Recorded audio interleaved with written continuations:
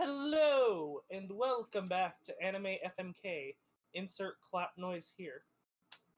Um, I am your host, Meep. I am joined by my co-host, Gilly. That is me. I'm joined by the other co-host, Dalaron. Greetings and salutations. Hey everyone, Dalron. You already know. If you've seen our previous episodes, you know where to find us. Twitch.tv/Dalaron Quest. That's DALARON Quest. If you haven't watched our previous episodes, what are you doing here? Go check out the previous episodes. You can't jump in on the mid-season, you'll be lost. Plus spoilers! I need to know what happens episode 7 of Adachi. Nothing. That's what happens. Oof. You know what does happen, but we'll get into it. It's just not a lot of bombastic stuff happens, forehead. But yes, this is Anime FMK, where each week we watch a number of shows, and at the end of the week, we can decide to kill one show, but only one show can die a week. And we decide which show dies by watching the episodes and deciding if we're going to slide our lovely eggplant into that episode, or if we're going to insert our knife into its cerebral cortex. But yes, this is going on an FMK system, and we are over halfway through the season, everyone. Golf claps. It's hard to believe, man. Like, I can't believe it's already been I'm looking at the episode 7776, and I'm like, well, shit. I think we even have an 8 in here. Yes, we have 6 episode 7s and 1 episode 8.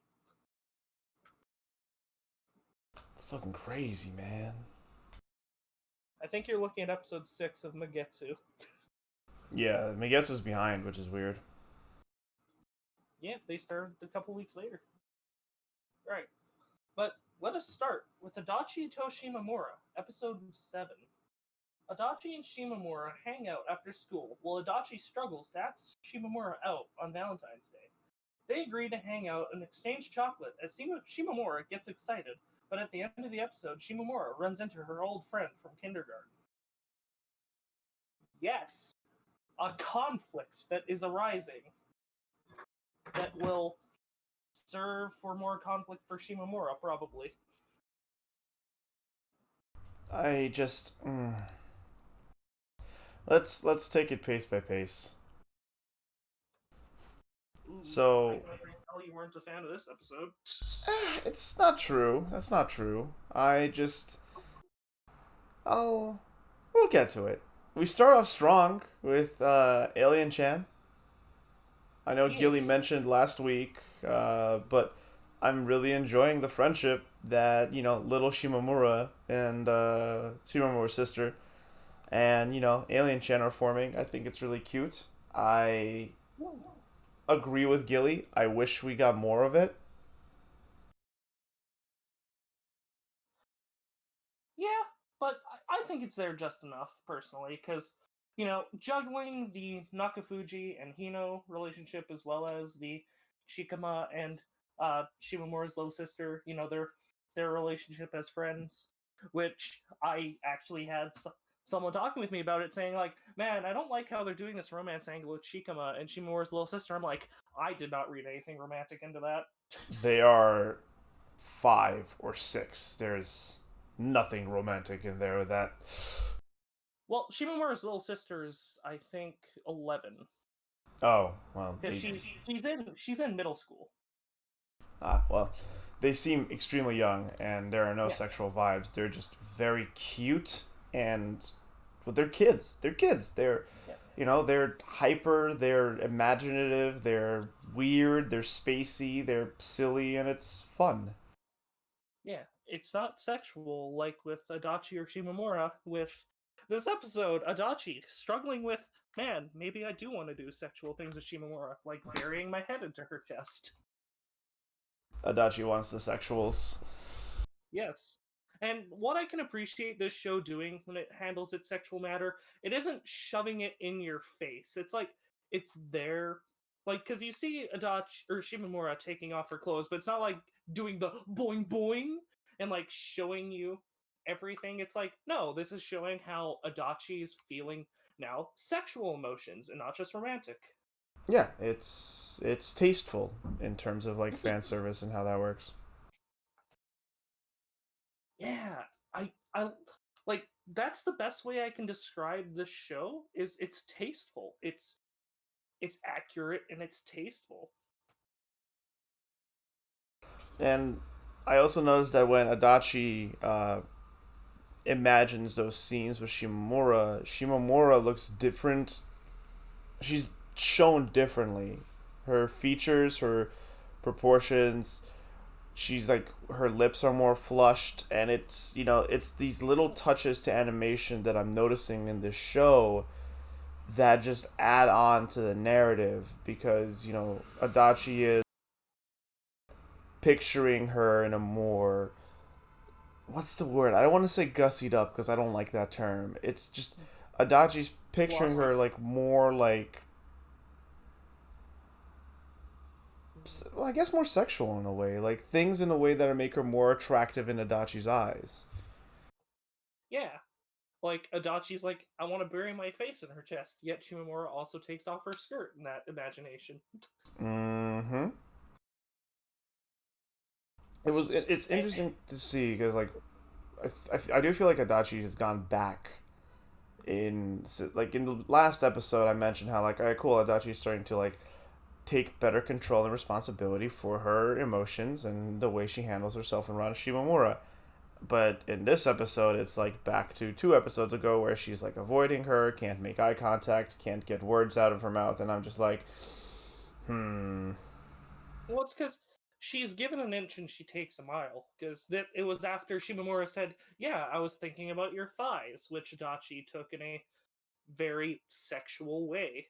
Because she's like, "Do you want them to be softer or harder?" But And like, Shimamura, Hogetsu, darling, what are you doing? What are you doing, Shima? You're gonna make Adachi faint by talking about her thighs like that. Like, she knows what she's doing. Because when she said that, even I went, oh. yeah, it's friendly teasing. I guess. To me, I read sexuality on that one. I mean, I did too. I also we might get black-haired Shimamura soon. Yeah, it's true.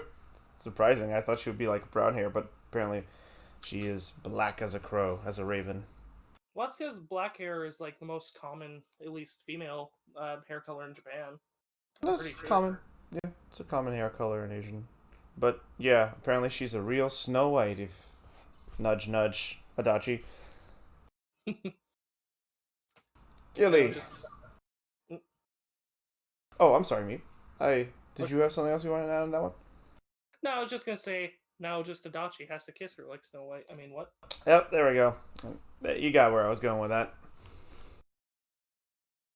Except Snow White has that whole like, she was technically considered dead and by everyone, and the prince kissed her, and there's that whole conversation. But I don't wish to entertain it unless you guys do.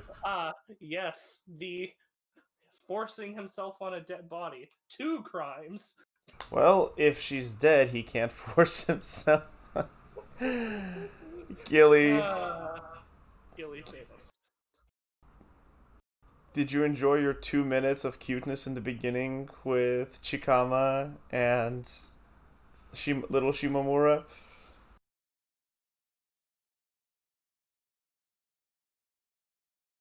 That's about all I enjoyed. Oof. Did you enjoy Nagafuji coming on really fucking strong this time?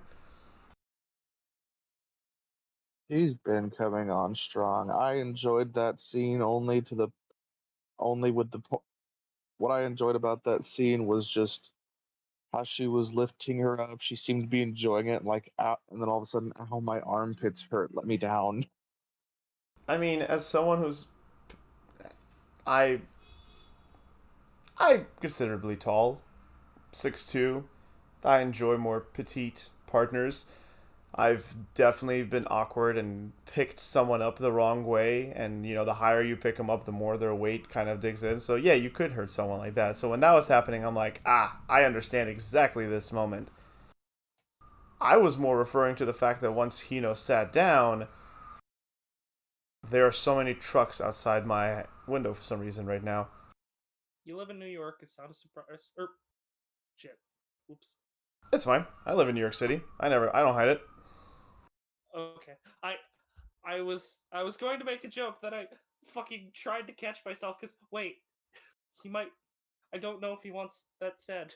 Nah, I appreciate it, but I live in New York. I live in Brooklyn, but it's a vast and dense city. Good luck figuring out where. Quick, look out the window. Go see Spider-Man. Nah, he's repping Queens right now. Oof. But yeah, no. When Nagafuji then she puts her hands around her and nuzzles up to her, and if this wasn't such a tasteful show, I was already expecting her hands to start exploring Hino. I was like, whoa, whoa, whoa, Nagafuji's coming on strong. He also Hino speaks perfect English, or wait, not perfect, but speaks English for a little bit in the episode. And she's got a tan.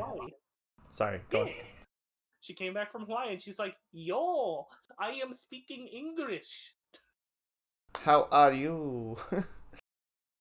I will always love hearing the English in Japanese shows because it's so cute. Like in Agretzko, it's really cute. And Hino's just a cute, adorable character. Yeah.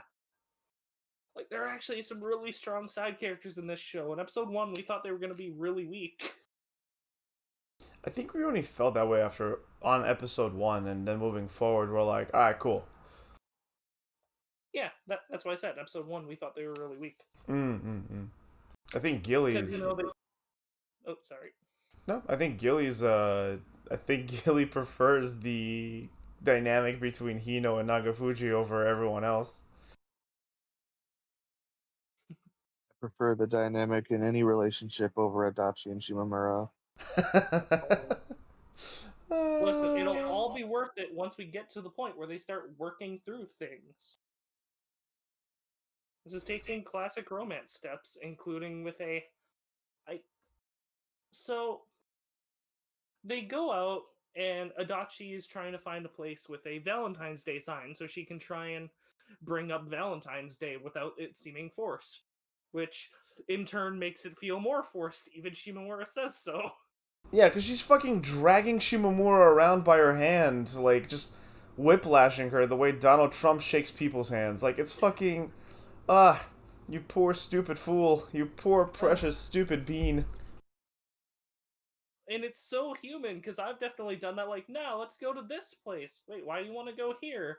And me and a friend are, going there. It's oh, wait, there's that place over there. Don't you want to go to that escape room, Randy? As I look to the side to my friend Randy. And he just goes, Seth, you brought me here. You brought me here for the escape room. And I'm just sitting there vibing like the excited bean emote. I like escape rooms. Escape rooms are fun. I just like them because I can bully Randy in them and no one can tell me otherwise. See, this is how serial killers start dropping hints, and none of us pick it up because we're like, she's obviously kidding. Listen, I won't kill Randy. He still owes me some lunches. Hashtag kill me.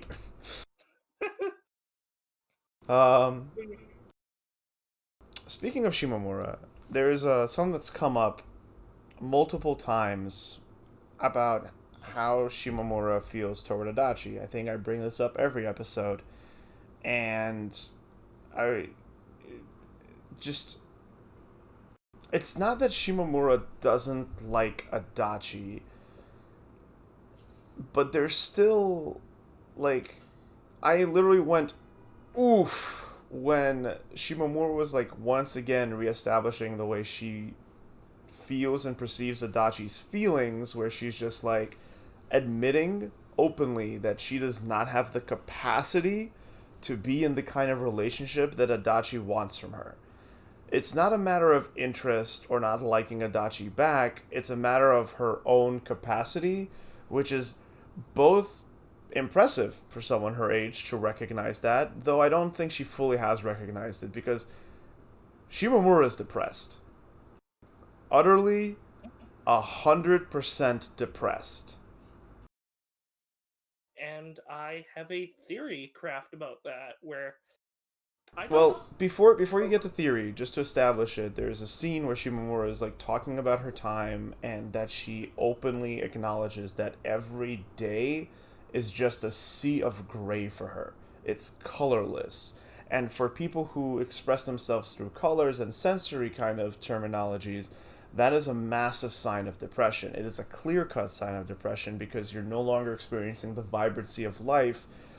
Meep, you're welcome to share the theory with us as to why you think, but something happened, a traumatic experience happens, or traumatic experiences, where someone's vibrancy and ability to perceive joy from day-to-day moments gets suspended, or taken away from them as they often can feel. But she then follows up by saying, like, Adachi adds a little bit of light, a little bit of color returns to her life when she spends time with Adachi, which I thought was really soft.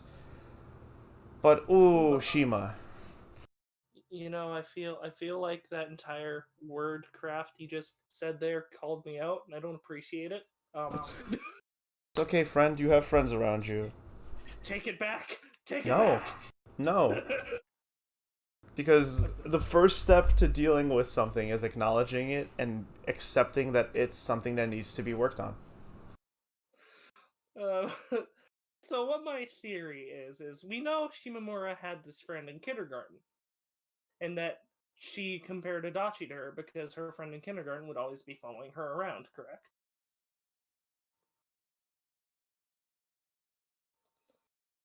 Uh-huh. Okay, I was waiting for your affirmation. Oh, Yes. no, I'm...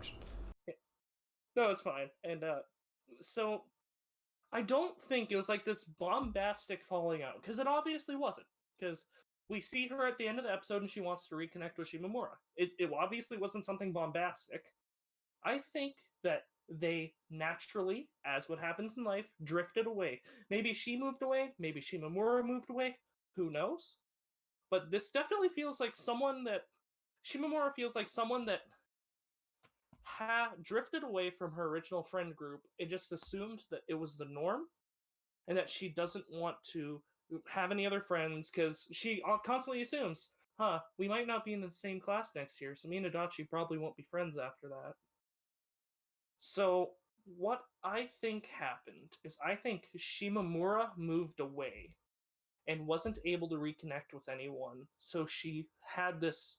Each day became gray for her, and she just became pessimistic, assuming that this was what life was. Coupled with all of the other emotions she's feeling, her mother constantly saying, "Don't be a burden, don't be a burden," and just all starting to push people out because of that.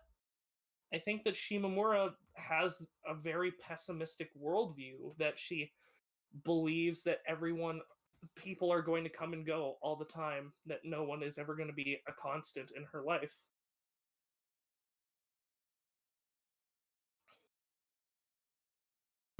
Thinking about what you said. And we get that really cute and soft scene at the end where her friend wants to reconnect with her, and Shimamura seems awestruck, like she doesn't know what to say. See, I think it's more than that, because I literally have just written down for the ending scene, just fuck. Because complications. Even So, Nagafuji's there, and it's just like, ooh, I've just but witnessed something. yes, but I didn't read anything romantic, at least from Shimamura there. Maybe the friend, I didn't read anything from her either when it came romantic, but I think what she's going to serve as is a a love triangle, because at this point we're at, I legitimately don't think that she is another, like, I don't think she's someone that's meant to get be I don't think she has those feelings for Shimamura. But it but Adachi doesn't know that. Fujimaki doesn't know that. No, that's not the right name. Nagafuji? 7 Nakafuji. episodes in, Meep? I was doing so good up to this point, okay? Yeah, Nakafuji doesn't know that. I think this is just going to serve as a person for Adachi to realize is getting closer to Shimamura, and a almost device to help her work through some of her emotions. I mean, I hope you're right. I'm getting red flags from this whole situation because her friend is really pretty too. They look slightly similar. I saw Shimomura being blushy and having romantic feelings there. This whole show is blushy. It's true. You're right. I've said that myself before. But And I got complication vibes from the very end. It's just, man. Nothing wrong with a good love triangle. It's true. It's true. Are we ready to hold up cards? I think so. Gilly, you want to start us off? We all know what Gilly is gonna do. I know. For the sake of argument. I miss his voice though. I'm going to kill the show because I feel absolutely nothing. I don't even feel upset at this point. I feel pure apathy for this entire show and everything in it. And that is the true opposite of love. What about you, Meep? Where are you going? I'm gonna fuck the show. Do you expect anything different from me at this point? I mean, you never know, man. Like you said, you never know. When I wanted to marry Akudama Drive last week, and you said no, Chancellor. Well, yes, but that's for the sake of argument. As for me, man,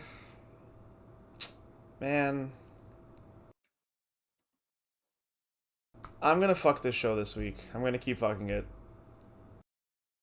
I don't know. I watched the episode yesterday, and I had a lot of feelings. I need to yawn. Excuse me.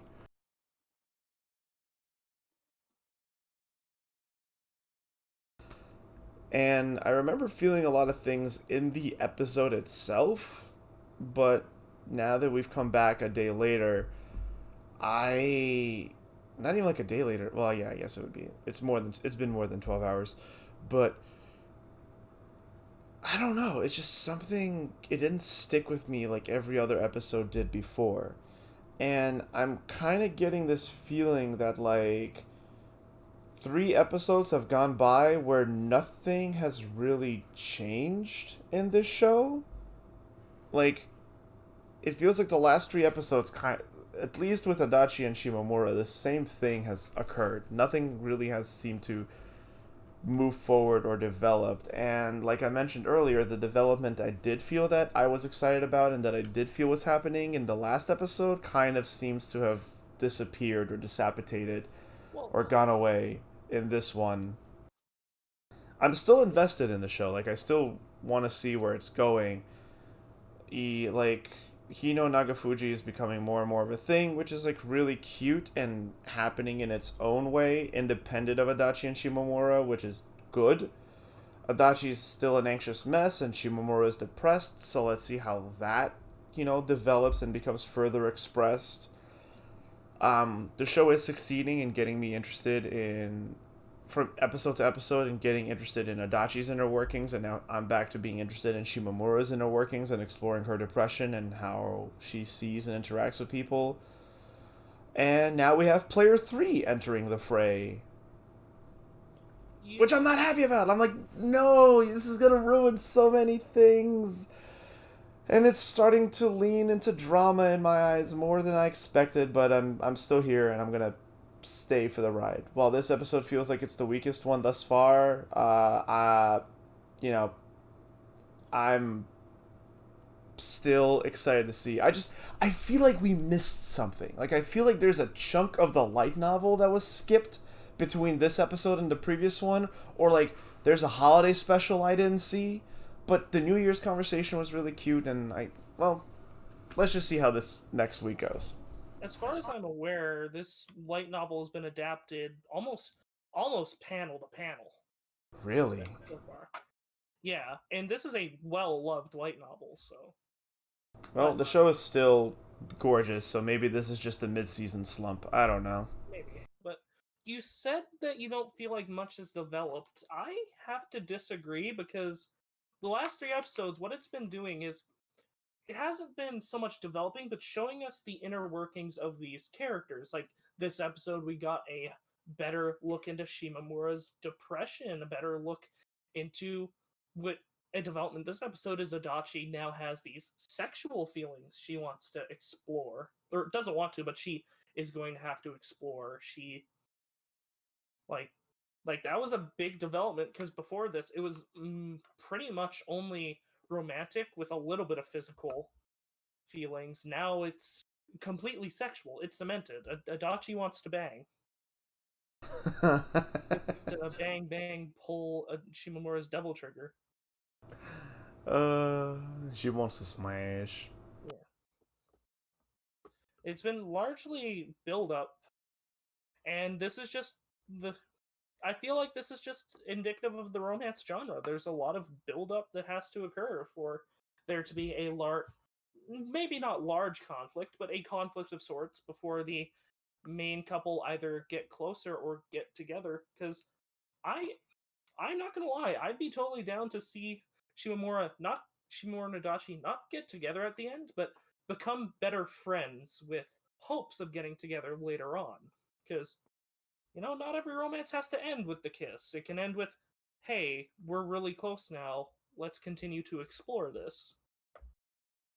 I don't know, this anime is doing way too much teasing for the future for me to feel like it's gonna end that way, but also I feel like Adachi has way too many feelings towards Shimamura to be able to go back to being just friends, and like this episode is actually driving that point home for me. But at the same time, I do hear what you're saying, and you're right, there is a lot of build-up happening. Maybe it's because like it's stuff that I've already perceived and established in my head that is being expressed, that it didn't impact me as well as it did other episodes. But yeah, you're right, there is a lot of build-up happening, and we're gonna see some kind of conflict or crisis occur, because we avoided it during Christmas, but I guess that doesn't mean it's not gonna happen. Mm-hmm. Well, let us revive Gilly. Call of Duty Cold War came out lately, so he got downed by the zombies. Let's revive him. With everyone's favorite perk, Yukoku no Moriarty, episode 7. Let me find my phone real quick, because that's what I keep my notes on.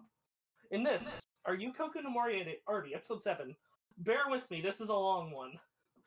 Moriarty claims to believe the Count acted in self-defense and helps him dispose of the body, but during the play, Fred pretends to be the murdered man, and the Count rushes down to finish the job. The curtain is raised as the crowd sees he is the murderer. The Count is plunged into the ocean, but Sherlock discerns that the body died the night before, and that a third party is in fact involved. That fucking... At the end, that was pure bait with the fucking... By the way, what's your name? Ah, Holmes. Sherlock Holmes. Right, my name is Holmes. Sherlock Holmes. Fucking... he's so pretty! So do we want to start off with Sherlock? Yes. I'm Sherlock, you fuck! I'm going to finish in Sherlock. Sherlock, you absolute fuck. Yes. He is... I'm so excited for this confrontation.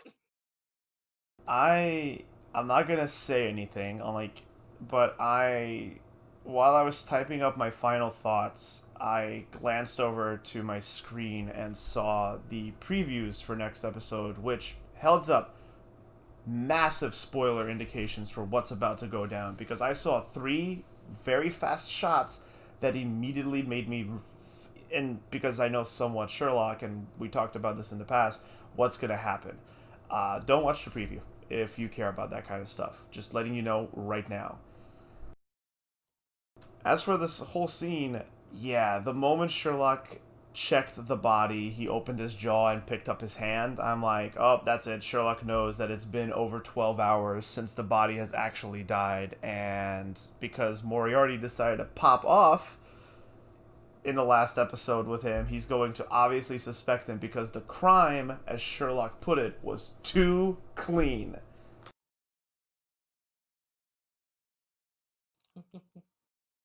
Yeah, it's...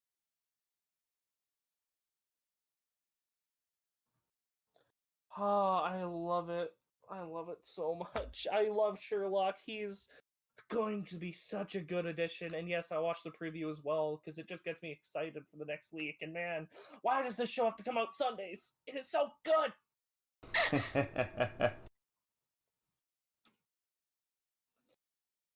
Gilly, come back to us. Gilly, come here. It's over. Adachi isn't here to hurt you anymore.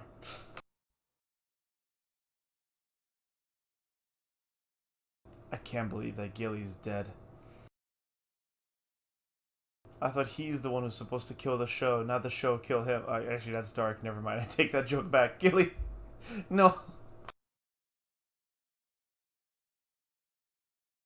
It was a good episode.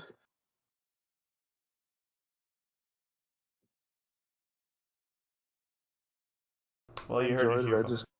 I don't really have anything else to say. Did it feel like this episode kind of just went, the second part of this episode kind of went and gone by? Like, it felt very quick to you, Gil?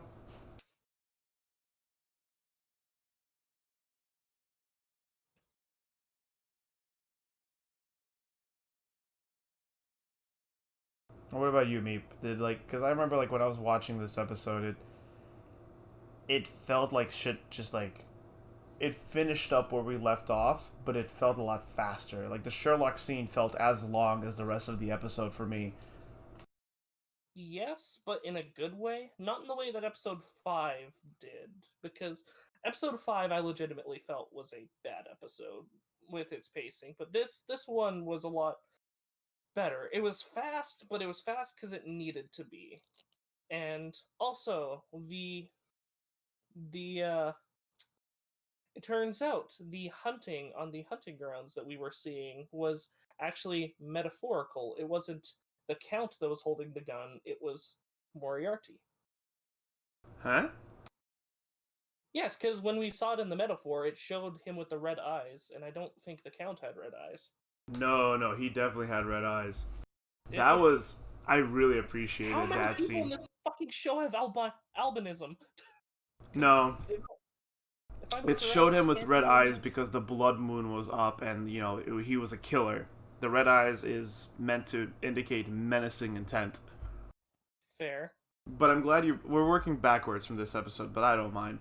I loved that scene because the first part of this episode, last week's episode, opens up with this chase sequence of just a commoner being chased by dogs while the Count, what's his name? I have it written down. Edgar? Count Shithead? Yeah, scumbag. Count Cumbag. Yeah, Lord Enders. Well, Lord Enders literally hunts them as if they were a wild animal. And once he is revealed in this grand display as the stage is not lowered, but risen, with him stabbing the corpse over and over again, covered in blood, and he tries to flee for his life as he's running the I guess you would say, not skippers. Last week Gilly forgot the word and I said it, and this time I forgot the word. Regardless, the boat staff chase him and try to corner him and capture him for murder. And you have these cutbacks to the man running in the field being chased by dogs, and he's running panicked, being chased by these people. And it's just so cathartic, so satisfyingly cathartic to see what he has done to so many poor innocent people happen to him. Yeah, this show loves its symbolism. Also, another episode where Albert doesn't get a line. I cry. No, Albert got a little bit of action this time. Albert's gotten more action this time than he has in a very long time. Did he? Okay, I must just be blanking on it.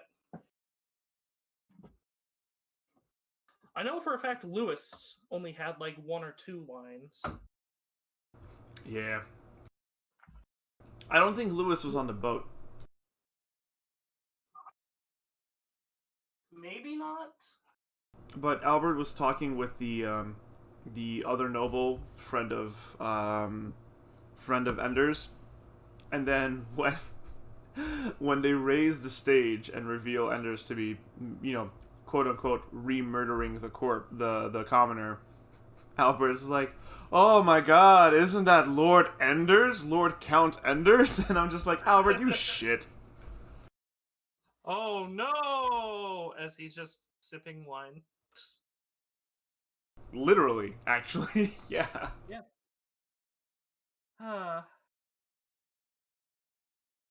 Thinking back on it, there's not a ton to talk about with this episode, because it was all very fast. Yeah.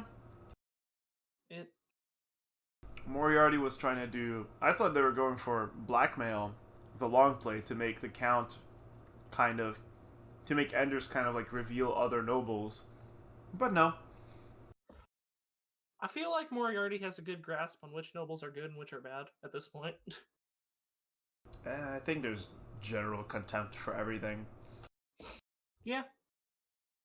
Also, Sherlock, fucking badass. I was about to say, we finally hit the shonen when fucking full-blow shonen, over-the-top villain, and Sherlock being a fucking martial artist. What? Don't worry, we'll get to over-the-top villain with Jujutsu Kaisen. But yes, he wasn't really a villain. We'll get there. I mean... You can call him what you want to. Antagonist doesn't mean villain. Okay, we'll get there. But yeah, when Enders runs toward the crowd of commoners trying to kill more because he's completely fucking lost it, Sherlock just jumps in, knocks the knife out of his hand, does like a fucking flip kick, and I'm like, what the fuck? Moriarty established that Sherlock was good at boxing. Or not boxing, but hand-to-hand combat. Was that one of his reads? Yes. What was the exact phrase he said, Gilly? It was one of them.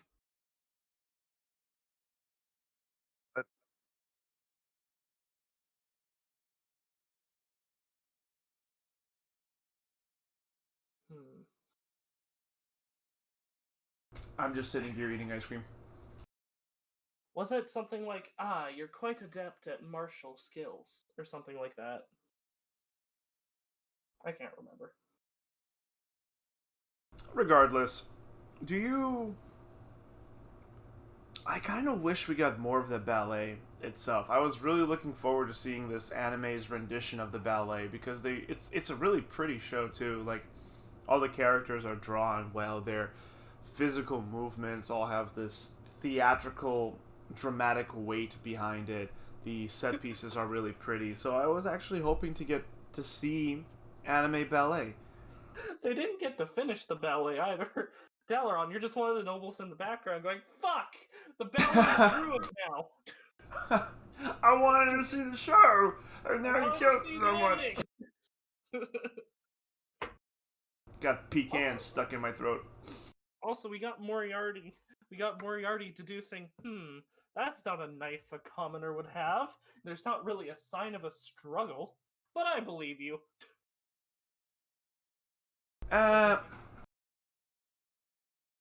Then Moriarty's shit-eating grin at the end. That's not exactly what happened, I think. He was just like, you obviously killed this man, but we nobles have to stick together. Here, let me help you.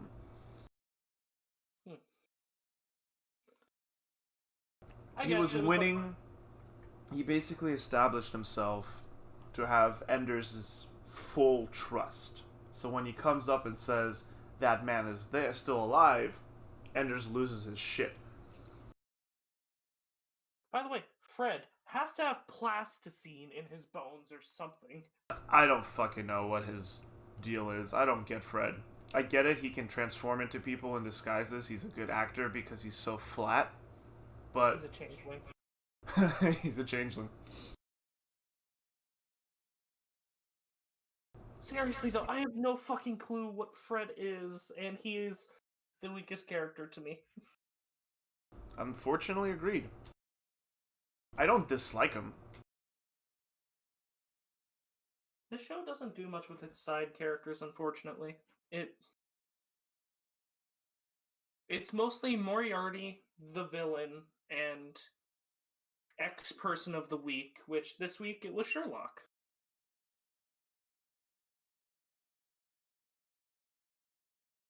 The commander, the army general, has been getting a lot of love too. Oh yeah, it's because he's one of the other famous Moriarty or Sherlock villains. Yeah. There's also the is it Moreau? Yeah, Moran. Moran. Sebastian Moran. Yeah, that's the other thing. Again, he's not. What he's using is not like a gun. It is kind of like a BB gun because he shoots him in the hand and the foot, and it hurts him, but it doesn't penetrate or make him bleed. Yeah, BB guns generally don't penetrate, as my nephew shot me in the ass with one, like, just 2 nights ago. So his weapon is this kind of like pea shooter weird thing. I guess it's good for stealth because it's like very quiet. Yeah. Second villain to die by getting plunged into water. That's why it's important to learn how to swim. Is it just the thing that nobles don't know how to swim? There's a lot of people that actually don't know how to swim, especially around that time. Because, like, you know, floaties didn't exist, and beach culture was more about, you know, suntanning and posturing than it was, you know, swimming and being athletic. Yeah, Swimming was considered swimming was considered a sport. Yeah, but you don't even have to swim. You just have to sit there and float. Not everyone knows how to float. You have to have a sense of comfort in water to be able to float. Maybe it's just because I live in Canada and we all learn how to swim because we can get flooded at any time if the ice caps melt. No. That's also why we have a class on fighting polar bears. I mean, what? What? No, I'm making a joke. I know. I guess you and my people don't have much different after all. We learned how to fight bears when we are 5 years old. I don't know why, that just reminds me of a comic I had to do a source interpretation of. And it was one of the Cold War, and it was like Canada, Italy, a bunch of other countries on the beach, looking at these two nukes aimed at each other. Should we do anything about that? And then Japan just goes, nah. I've also watched Hitalia. No, that was an actual thing in social I class. know. In your source interpretations, we read political comics, and then we discern what the meaning of them is, and I'm just boring everyone, so I won't get into it. I will say this before we move on to a different topic or hold up cards. I have to commend the voice actor for Enders. While his overall performance was adequate and good, that, as scummy as Enders is, and I hold a lot of contempt for him, that line delivery when he said, you know, I would need to rehearse to be able to deliver it that well, but basically along the lines of like, Moriarty, like as he's begging for his life as he's falling to his death, was chillingly desperate and genuine. Like, it was such a good read. This man is irredeemable in all accounts. He is just the worst. To the point where, like, he is, like, comically villainous. Like, he is just no redeemable characteristics about him at all. But, I mean, I guess I just have a soft spot for begging because, my god, like, that was a chilling read, and I would be remiss if I didn't mention it on the show, because, god damn, it was... Come on, Dalaran. Keep your begging fetishes out of my Moriarty. Come on, Dalaran. Haven't you ever watched Hannibal? They don't have to be a good person for you to like them, they just have to be hot. God damn. No, fucking Enders is disgusting, but I'm sorry, Gilly. I am who I am. Keep every fetish out of fruit tart. We'll get to that in the Gilly Graveyard tour, or whatever the fuck I called it last week. Listen, I watched Toppy Toppy this week, so I'll have some graveyard stuff. So should we? Gilly coming in from the shadows to defend Moriarty from. Gilly, who are you sliding your eggplant into?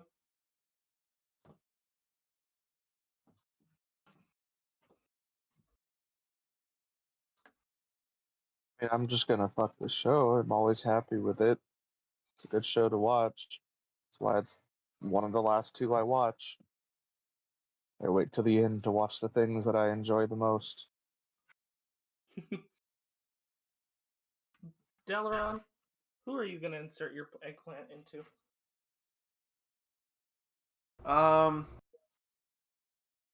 Unfortunately, we have yet to. There was no like. Oh, whatever. I'm not gonna say that. I'm not attracted to male physiology, so I got no one to slide my eggplant into. But I'm gonna give my eggplant to Moriarty's and warn them that they fucked up. They fucked up. It was too clean, and Moriarty had already played his hand by being incredibly clever and intelligent with Sherlock before.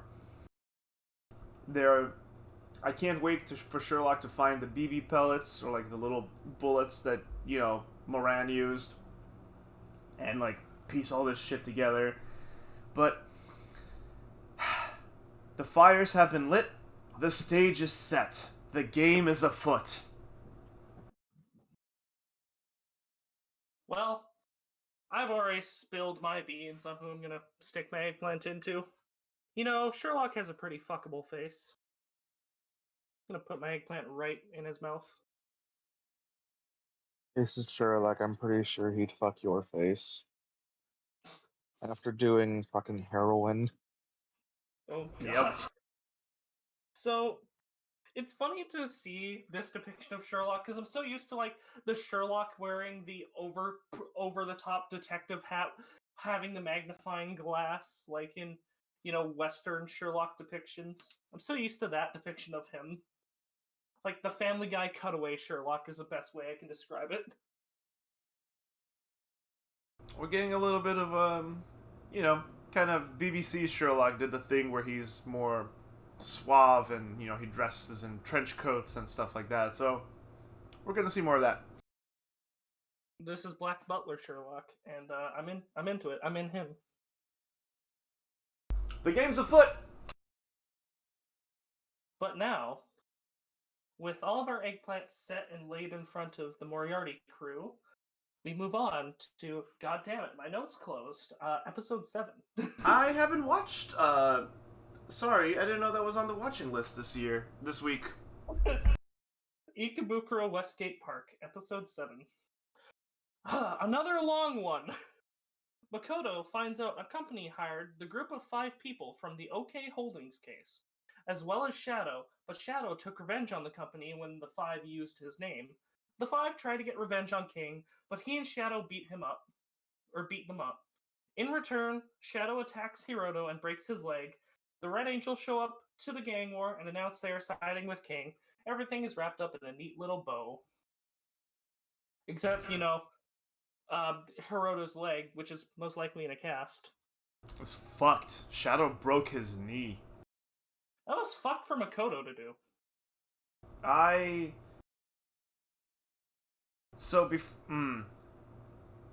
Makoto's not the super nice guy we've been led to believe, or at least the show is really trying to convince us that Makoto's morally gray. Yeah, and it felt really weird to me, because this whole time he's been super nice guy, and then this came out of nowhere and slapped me like someone slapping me with a fish. I don't think it was that forced for me, but yeah, it felt a little contrived. This entire episode felt like I watched a movie, in the bad way. Oh, really? They packed so much fucking stuff into it. It was stuffed fuller than a double stuffed Oreo. I don't know, Meep. Last week you're saying there wasn't enough to make you believe it. This week you're saying there's too much. Because they stuffed like 7 different plot lines in it, Dalaran. And it's so contrived. You have to have that detective web to fucking connect all the dots. It's the opposite problem from last week. There was too much. Why did it have to be this other company? And they don't do anything with it. It's... What does the show want to be? What does it want to do? Gilly, any thoughts on the matter?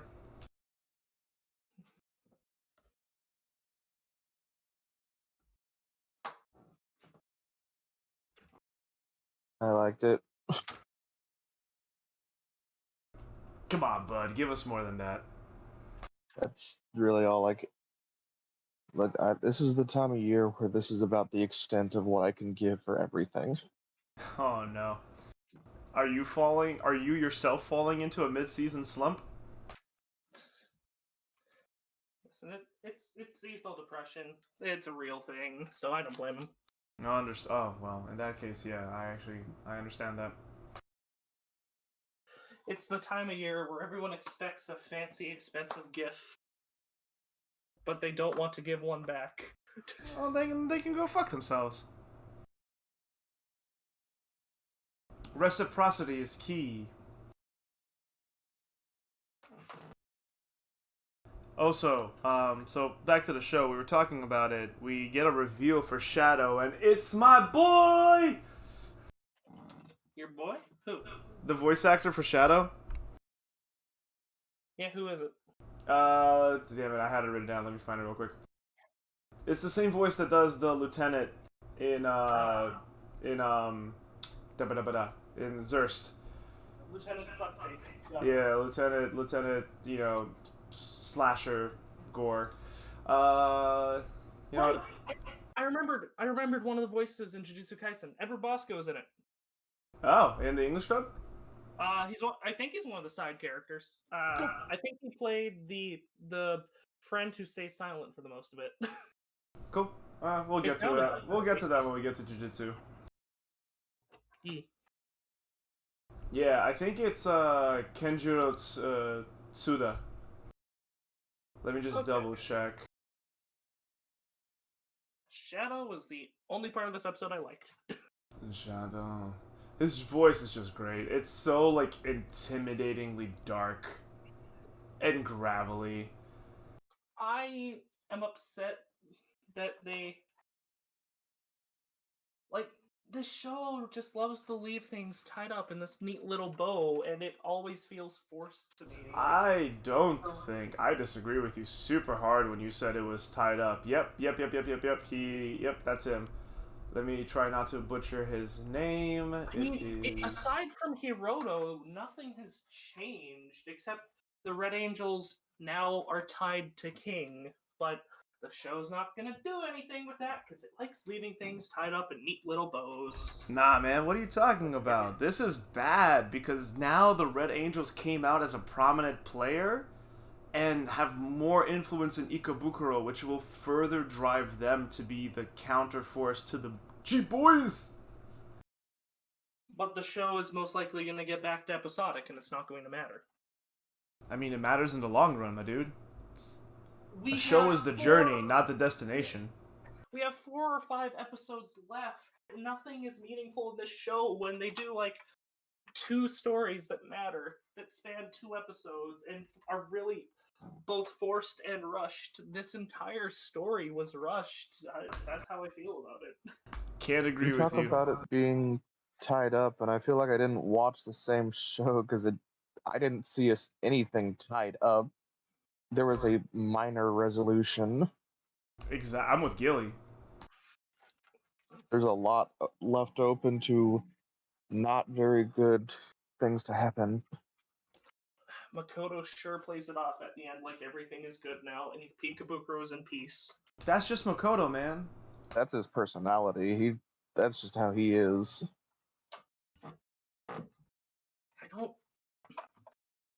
feel like I'm not watching the same show either, because it's like there are all these glaring issues I'm having with it. It just doesn't allow me to enjoy it because it feels so rushed. Like, okay, I'll tell you this way, Downer. Remember how you said in Jujutsu Kaisen it feels like nothing has room to breathe? I said sometimes things don't have room to like chew the scenery, but because we're constantly going next beat to next beat, but that's a different kind of show than this. Well, still, it doesn't matter what genre, things still need room to breathe, at least for me, to enjoy it. It just felt like things kept getting shotgunned over and over, and it just made me disassociate hard. But when the show is episodic, it does nothing but breathe. It lets all the characters just be themselves.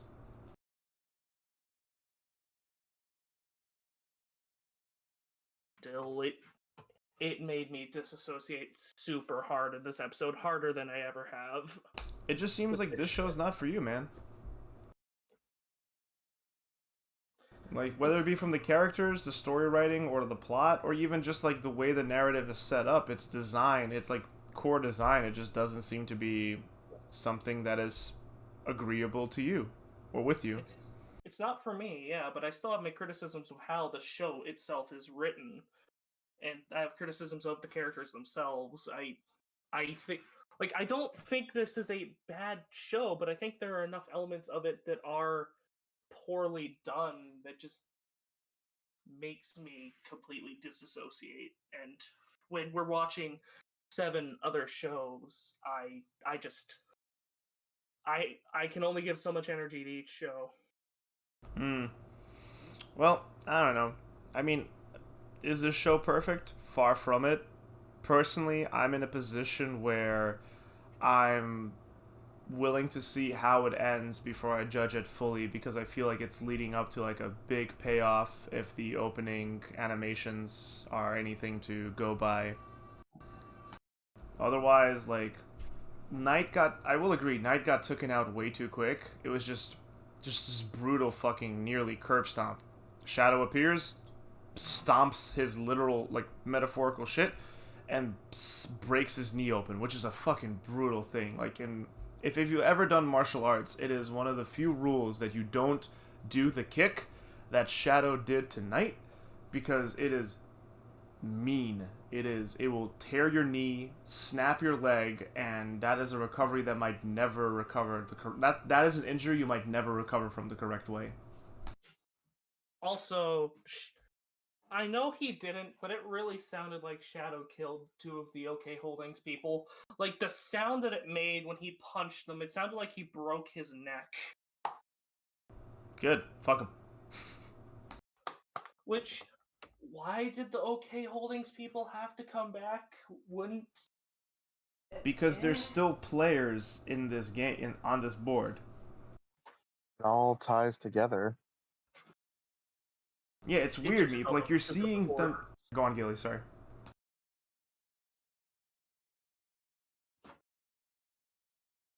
Alright, I guess I'll continue. You see... You know, I agree that, like, the episodic format leads to this consequences, but you say you like the episodic format, and you want more consequences, and you're seeing things that happened in previous episodes be called back upon now. Like, they're constantly pulling back and referencing things that have already occurred in the show, which I actually think is its strength. Like I said last week, when shows don't know what they want to be, what does it want to be? Does it want to have a story? Does it want to be episodic? It's hard to do both and be good. I would be sitting here with the same as Tabi Tabi if Tabi Tabi tried to have an overarching story, because you can't mix those 2 formats together well. I don't think you can, personally. That's why Garo didn't do it for me, because it just felt super out of left field when they started like, yep, here's Luke, here's this super overarching story for the next 16 episodes, and I completely checked out. It's hard for me when it comes to, yep, the show is episodic, now here's a big story. It just feels disconjumbled and super forced for me. Well, I can't fully agree with you. While I agree that the show doesn't do everything as well as it could, and it could certainly, appropriate screen time to certain other aspects or explore other aspects, we can only judge it by what it has done, not what it hasn't done. And I think the whole format of plot and then episodic to kind of like establish the world and introduce characters and aspects of this world, uh, to kind of just do that, and then coming back to a serious conflict where you start seeing how those different characters and players and actions have taken effect, and then again going back to the world. And then I like the fact that the show is switching between, sure, the switch from political to plot was a little jarring last week, but now I'm like, all right, well, we're seeing a resolution. I'm with Gilly. There's a lot of setup that has occurred over this episode, and a lot of it is not good. There's tensions amongst the ranks. There's now a group of people who don't mind killing or coming very close to killing people they don't like, which was the Hotline Ikebukuro Westgate Park group, in animal masks, which we saw them before. They're just thugs. They're aggressive. None of the gangs took them because they're just aggressive assholes. They are dangerous. You're right. Shadow might have just straight up fucking killed those two dudes because he just fucking stomped on their face. But the Red Angels just got a bunch more validity and power and presence. There's a faction of fighters, which, are gang, like, in the gang terms, those are the guys that are the enforcers. They're the muscle. They're now really upset and displaced. They're not with the G-Boys, and they're not with the Red Angels. So they could go back and become a bigger problem down the line. Also, Makoto looked like Ichigo when he was brushing his teeth. I don't trust the show to do any of that. I don't trust the show to revisit any of it because it's shown no interest in doing any of that except with these OK Holdings people. But even then, it felt super forced when they did it with the OK Holdings kids. What do you mean? They're doing it right now! It felt super forced, though. That's my issue. The OK Holdings kids felt super forced into this story. It feels forced that over 3 or 4 months, the people who got their ass beat, who were already kind of dickheads and assholes and like fucking violent pricks, would organize and then strike back at the G-Boys. We don't have a sense of time for how long it's been. You can see the seasons change.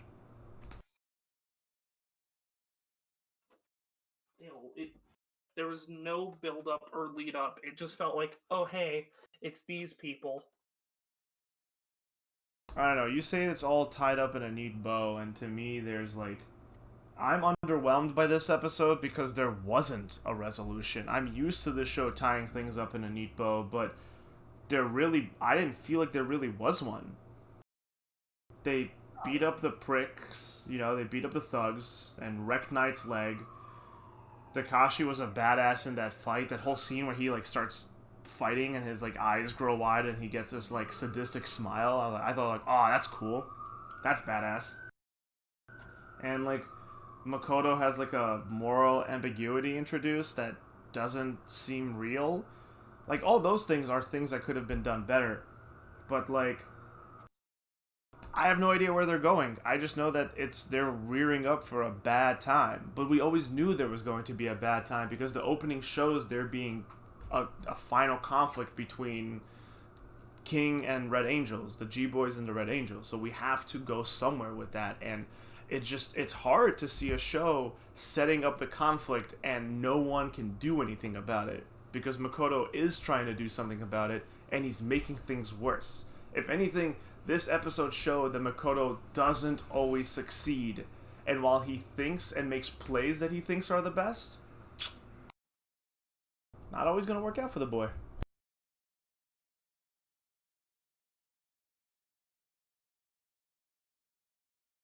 Well, let's hold up cards for now. I'm down. Why don't you go first, Meep? I'm gonna kill this show.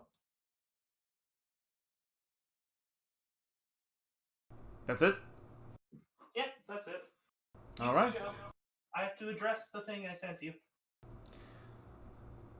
Gilly, where do you sit on this? Oh, I still have a good time with this show, and it's showing more sides to Makoto now, and a lot of stuff just very heavily indicating and showing that while he's been doing all these other stuff, there's a lot of stuff that's just been building up in the background, waiting for its tipping point. And it sort of just reached that overflow now. Things are just kind of starting to go to shit a little bit. But I enjoy that. Yeah, I fully agree. There's obviously shit happening in the background that we aren't privy to, which the show has succeeded in getting me invested in its setting and characters in a way that I don't think many, if any, show has done in the past. Specifically with how like political it was, because I wanted the episodic, not monster of the week, but like social issue or like cultural issue or political issue of the week in Japan through Ikebukuro and Makoto has gotten me interested in Makoto, has got me interested in like to town, because even though each episode starts with this is a work of fiction, all relationships to any real life instances are merely coincidental, it's still a part of Tokyo. It's still a part of like the city, and I'm kind of like, alright, cool. Like, it's a fun, interesting look into the show. So I'm holding up a fuck card too. I don't know what they're gonna do with Makoto now. They've introduced things that I didn't expect and are weird, but this show has built up enough good faith with me that I'm willing to keep going with it. Just wait. Makoto is going to be Yakuza, and he's going to kill King. I swear, when in the beginning episode, I thought they were setting up Makoto to be Shadow, and I'm like, if he turns out to be Shadow, fuck it, like, I'm done with this show. But fortunately, they introduced Shadow, and it's my boy! Just wait until the Yakuza massacre happens. Not in the show, to the like, so the show did a big no-no in Japan. They made fun of the Yakuza in this episode because they were not made fun, but they painted the Yakuza in a negative light. And the Yakuza have done hits on studios for doing that before. That's why not many places tackle the Yakuza. Maybe this show is funded by Yakuza. Remember in episode 1, big operations are usually funded by dangerous organizations.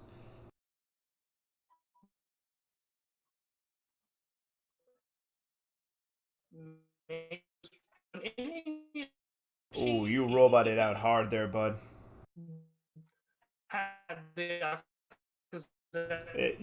Disconnect. You are pure cyberware right now. Hello? Yes. I said when other anime have done their Yakuza episodes, like Inuyashiki is one of them, the workers generally attack sometimes. Still roboting, bud.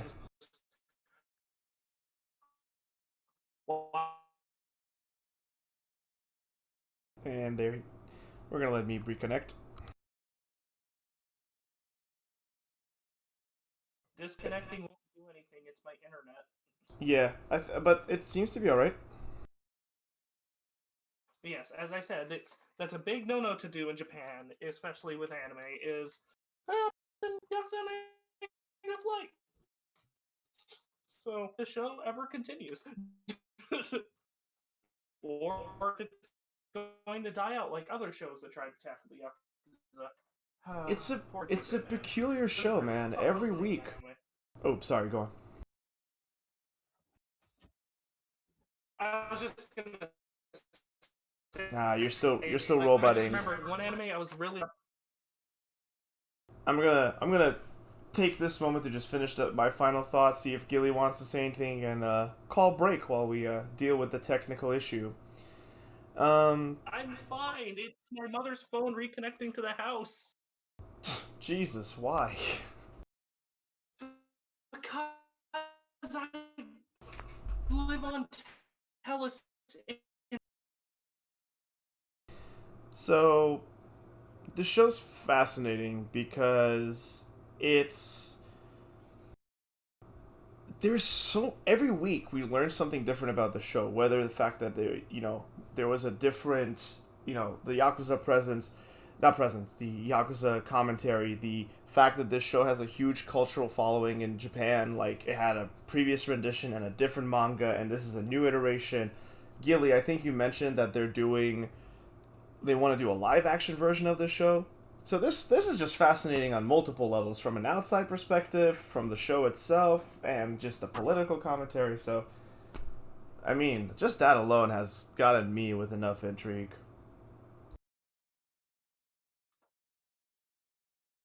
And with that, if no one else has anything to say, I think we're gonna call it. That's all I needed to say. Perfect. Moving on to Let's just call a little break here. Take a little bio break. Okay, then we're gonna have to take another break after Jujutsu then, because I'm at like that point where I don't have to use the washroom yet, but in like half an hour I'm going to. Wow, I don't know. You could. I'm impressed that you have your body calibrated so much. You know your time clock. Listen, I know what's going to happen when I sit down. I'm gonna sit down for like 10 minutes. Okay, I don't need to take a shit. 20 minutes later, I'm gonna be like, fuck, I need to take a shit. It happens to me at work. I always look like a goddamn fool. You goddamn fool. That's why I was hoping we could do our bio break after Jujutsu.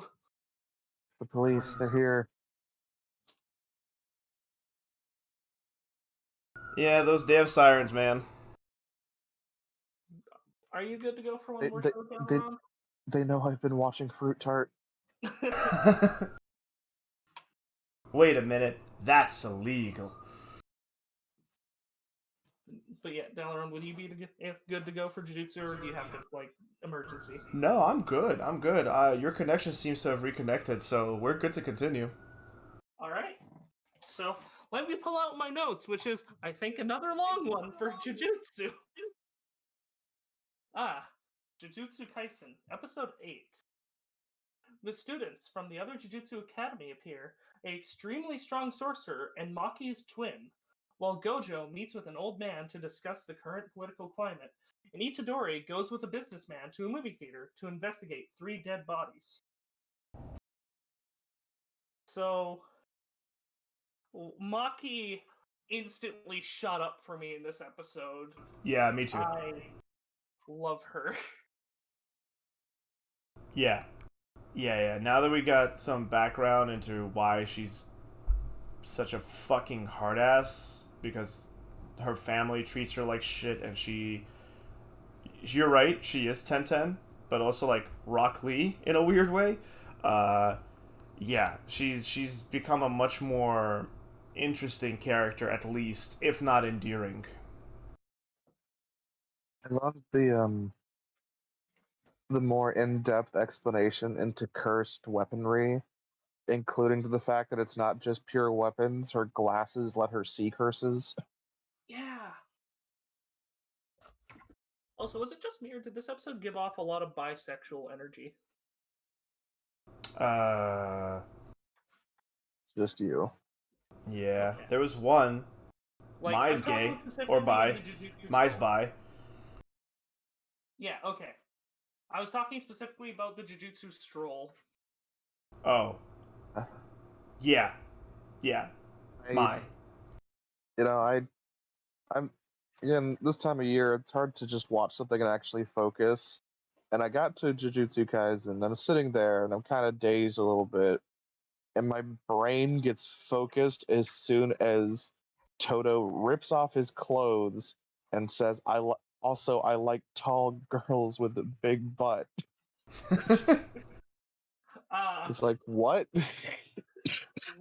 what's your preference in girls, Fushiguro? As long as they have an unshakable personality, which is a better answer than a lot of people would have gave actually, because a lot of people would have been like, oh yeah, good personality, unshakable. That's actually a descriptor. How are you gonna brush over the fact that Toto is just like, hey, if you like dudes, that's fine with me too. Just tell me your preference and don't be boring. If you're into dudes, that's fine. I don't care. I just want to know your preference. And Man, I really wish Itadori was in that scene. Yeah. Only because I think him and Toto would get along very well. and then Listen, beat each other to near death. Yes. You know, during the fucking tournament, they're going to have a moment like that. They're gonna argue versus like Jennifer Lawrence and another like famous actress, like who's hotter. I'm calling it now. He's into the Les idol though, or at least the bi idol, because that idol gave off extreme bisexual energy to Mai. I mean, Mai just tried to be the whole femme fatale vibe. This whole episode was just like her being both like sadistic cunt and also just like flirtatious and sexual, seductive. Yeah, she said she was gonna have to comfort Fushiguro.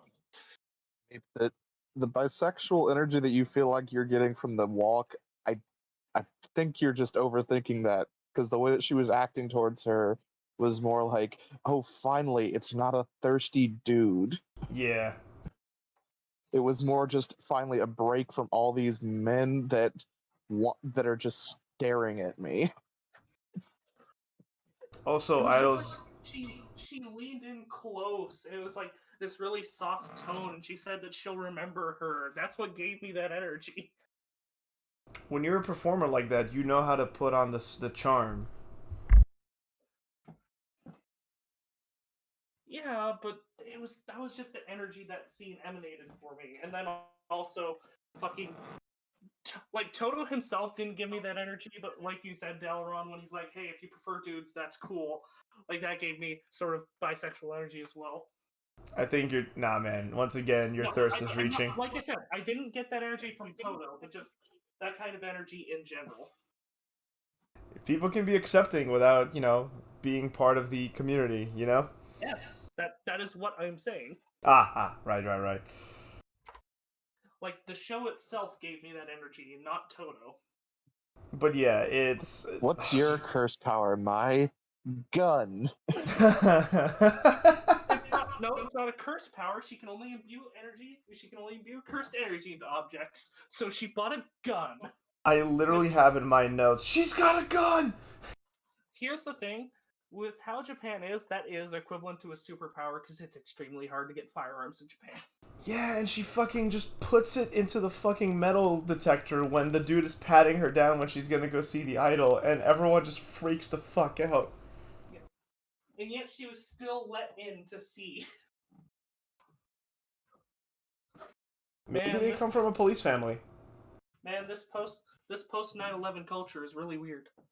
Ugh. Bad joke. Bad joke. I could have made it worse. I That I didn't. I got a bit of a headache in this episode because there was a lot that was happening kind of all over the place. But I still had a good time with it, and the little bit of like the little kind of sparring thing, although that was definitely going well beyond a spar real fast. It started that way, and then oh no, they went through the building again. Fushigiro's getting his shit rocked a lot. He is. I just remember something specifically about Fushiguro. I didn't realize this right away, but when he used his shadow for the frogs, he combined two of his shadows together? Yep. I was like listening to the wording. I'm like, oh, it's literally the name of the frog, the name of the bird, and made them into little flying frogs. Yep. Yeah. Didn't get to see him do anything, but Yeah. And then we got the actual other side characters this episode too. Like we got more from Panda, and we got the This thing was very interesting. yeah. I feel like he's gonna be the first to fight Toto. Yo, voice boy OP, right? His curse technique seems to be stopping people or some form of mind control. Inumaki, yeah. I mean, I think his power It's is literally something- command word. Yeah, it definitely seems to be something to do with his voice, which I guess that explains why he speaks in rice ball ingredients. I don't know. I still don't like that gimmick, but yeah. Yeah, I'm not a fan of that gimmick personally. Panda's However- I think it'll be. I'm pretty sure it'll be delved into exactly what his deal is. It's just he wasn't. Him and Panda weren't exactly a huge focus in this episode. yeah, Which it is was fine. It's more Maki, and they're twins. Twins? I think they're just sisters. No, they were twins. They said twin. Huh. Regardless, it's we got hints of the second year powers. We got much more Maki and an explanation of their family, which I think was really interesting. And we got to see just a glimpse of what what Panda and Voice Boy can do. Voice Boy in particular is really interesting. Also, while I say I'm not a fan of his gimmick, you know, his quirkiness, where he's just like he can only speak in rice ball fillings and toppings, I will say that I think they're not just random, because I think salmon means like sure or affirmative, because every time he said salmon he seemed to be agreeing with with what people were saying. This show seems, at least for both the manga for this and the show itself, it seems like they think things through too much to just have what he's saying be random. Yeah. It feels like they think things through enough that they do actually, everything has some kind of meaning. Okay. Also, Panda's power is just super strength, right? Like, No, there has to be more. The thing is, we didn't see him use any kind of cursed thing at that point either, so I don't know. I think I think we're still sitting here. We've only had a glimpse at Toga, and now we still don't know what Panda really can do, other than the fact that he's a fucking panda. yeah. But what about everyone's favorite scene? Nobara just shouting, "Take off your clothes" at my leave it here, leave it here. So, all right, this brings me to the point I wanted to bring up. There's no getting around it, Dalaran. She just kept shouting, "Take off your clothes," basically. Because Mai's summer outfit is really stylish, and she wanted it for herself. And then Mai's like, "You don't have the legs to pull off this look," and Nobara's like, "Fuck you, bitch," and starts choking her out. But you know what would have been Especially better? after she ruined her tracksuit, she was angry. Yeah, she was pissed off that she ruined her brand new tracksuit. Which was a really cool look on Nobara, actually, I'll say that. Because it was a little country, but it also had, like, style behind it. You know what would have been better than all of that? No, that was perfect. No. Getting to see Nobara fight at least a little bit with Maki instead of just cutting to her dead. I'm just tired of the show constantly skipping over Nobara's fights, man. That's twice that it's happened. It's not really a fight because it's a gun. That's the only reason why I'm excusing it this time, is it's hard to fight someone with a gun when they have the gun against your abdomen. Bro, gun. It's also hard to fight someone that can literally yeet you through a fucking building, but they still do it. Yes, and Fushiguro didn't get to fight back. Once again, we just watched him getting slammed through buildings. Nobara's getting off well compared to Fushiguro. And Fushiguro did mention that Nobara doesn't have her hammer on her. She doesn't have her curse items. She's unarmed. But I just wish we could have seen it happen instead of just cut back to Nobara wasted. I mean, it didn't just cut back. Well, okay, it did cut back to her, but we did technically get to see a fight because Maki distracted her, and you see Nobara, like, the glint in her eyes, and she goes, and then fucking just chokes her out. We do see that Nobara is tough as nails. We are seeing some of that, because Maya was like, there's no way she's gonna get up for the next few hours, and then Nobara's like, gotcha, bitch! Dalaran. Tough as Nails is the name of Nobara's theme, by the way. Is it really? Ah, Yeah. I like that. Because I've been listening to it a lot. I actually thought Nobara was going to get a cool scene in this episode, because they released her theme on the studio's YouTube, Nobara's theme, which didn't play in the episode she showed up in, so... Ah. Nice. So maybe it's just something they made, or maybe it's going to give her a scene soon, who knows? But I actually liked Nobara in this episode, because we got to see a little bit more into her, and then when she was walking with Maki explained some stuff to her, and she's like, I respect you, Maki-chan. And then Maki was like, really? It's just like, aw, Nobara, you're being soft. I like it. That was a good scene. That was a really good scene. Yeah, I don't need to see the characters' fights, like, to like the character. I want to see the character interact and be a character, and not just get plunged into the depths of hell and have to fight masks. Gee Willikers, Meep, what show could you possibly be talking about? Jujutsu Kaisen episode 4. Oh, okay. I thought that was an What show immediate did you Bleach think I was reference. talking about? I thought that was an immediate Bleach reference. No, I was saying, remember when she got plunged into the bottom of the prison and had to shoot nails at masks? Oh,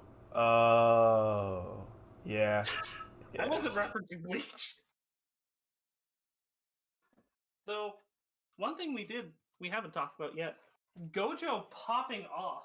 Oh yeah. Walks in, suave as fuck, to the principal of the Kyoto school, and is just like, and the principal's like, listen here, you little shit, and Gojo's like, hey man, I'm just saying, all the things you've been working so hard and fucking people over in order to try to prevent, the thing that you're most scared of, it's happening. And you're not prepared for it. And you keep pushing me? Well, let's just say you're gonna have more enemies than just the curses around you. And then the fucking principal is just like, because the whole, it's such a good scene. I love the girl the principal brought with him as well. Miwa? She's so good. Yeah, she's the blue-haired girl. She's so good. Yeah, we finally get a fan insert character with Miwa as Sensei's fangirl. Yeah, it's so cute the way they animate her running. It's so cute. Because the way they animate her running, she like starts running and she's like really giddy and does twirls. It's like, you're so cute, you're precious. See, the fan insert character is already working. Yeah, does anyone else get a bit of a Nejire vibe from her, from My Hero? Who? Nejire, blue-haired girl. No. Who? Dalaran, you're past the overhaul arc. You've seen Nejire, but she's the blue-haired girl with the shockwave power. One of the other third years with Tintin. Oh, the hyper happy-go-lucky girl? Yes, the other fan insert that's like asking questions about how people's quirks work. I thought that was Midoriya. Not really, since it took me a while to click. I mean, I kind of see it, but like this one, no, I don't at all. Miwa takes her job super seriously. She's got the whole like Men in Black Secret Service get down Mr. President vibe going, but she's a total fangirl for Gojo Satoru. And it's just hilarious. There's, again, visual comedy. Her constantly switching between being a fangirl in her head and being super serious and taking her job seriously and, like, speaking up for the Grandmaster. And I'm like, this is great. I love her. Yes, and she's great. I demand you use one of her pictures as the still for this episode. No other still, only that one. I demand it. I'll obviously put it since we're talking about her in detail. Nope, only use her still. No. That is my demand. I just, I just love. It just was really fun. She was fangirling. She's sitting there all serious, but in her head, it was great. It was the right amount of levity we needed from the serious moment that we had in the beginning of the episode, and the serious talk that Gojo was about to have with the Kyoto principal. Mm. And then after that, we see Itadori and one of the characters in the opening. Spectacle sorcerer. Mr. Tiny Goggle Glasses Man. Yeah, his name is Kento. Yeah. I'm curious to see next episode because I'm wondering if they're going to explain why he and Itadori are there. They obviously are. It's the setup for the next episode. Yeah. But before we continue talking about that scene, it's my boy! He's also I get to say that twice. It's my boy twice in this week because not only does he play Hanneman, the lieutenant from that, he also plays fucking Shadow in Ikebukuro Westgate Park. Now he also plays Kento Nanami, who's this like spectacles Kira fucking JoJo Part 4 looking motherfucker. At least he gets to play one good character. Ah, Shadow's cool. We don't see much of him. He's a throwaway. Yes. I'm happy to see him getting a lot of work. He has a really unique and powerful voice, and that's. I mean, you got Seto Kaiba, man. How could you go wrong? So, the kid we see approach the half curse is obviously a Jujutsu sorcerer, right? Yeah, and I don't know what the fuck is going on there. I really don't. Is he from the other school, or is he supposed to be the supposed dead second year from the school we're with? Or is he supposed to be a third year? We don't know. I don't know. We get some insight onto who Scarhead Man is, though, because apparently there was like some fucking cataclysmic event that happened with him. Because they drop his name, I don't remember it, but they drop his name a couple times, and they're like, yes, during this event, Kado, this third year from the other school, killed a special grade, and like they drop Scarhead Man's name, and I'm just saying, you're going like, oh, so this is from Chapter 0 that they're releasing the volume of, obviously. Yeah, It has to be. Scarhead is Ghetto. Ghetto, yeah, because they mentioned Ghetto, and he's, I'm assuming, some kind of extremely strong sorcerer, but turncoat. I don't know. We don't know, and honestly, that kid could be in my opinion, my theory is that he's either the missing second year, or that kid is Ghetto. Because he wears his hair similar to the way Ghetto wears his hair, where he has that kind of tail, but it's like swooped up and kind of pinned. But then wouldn't the Scarface Man know who he is? No, I think that's a flashback. Is it? Because Itadori and him are there. I don't know. That was my only problem with this episode, is that the end just came kind of out of nowhere. This felt like stuff that could have been saved for the next episode. Gilly, you have any thoughts on that matter? Because I'm with Meep. I was like left, kind of in that scene, and I think if I didn't get to hear Glasses Sorcerer's Boy's voice, I would have just been like really lukewarm on the final beat of the episode.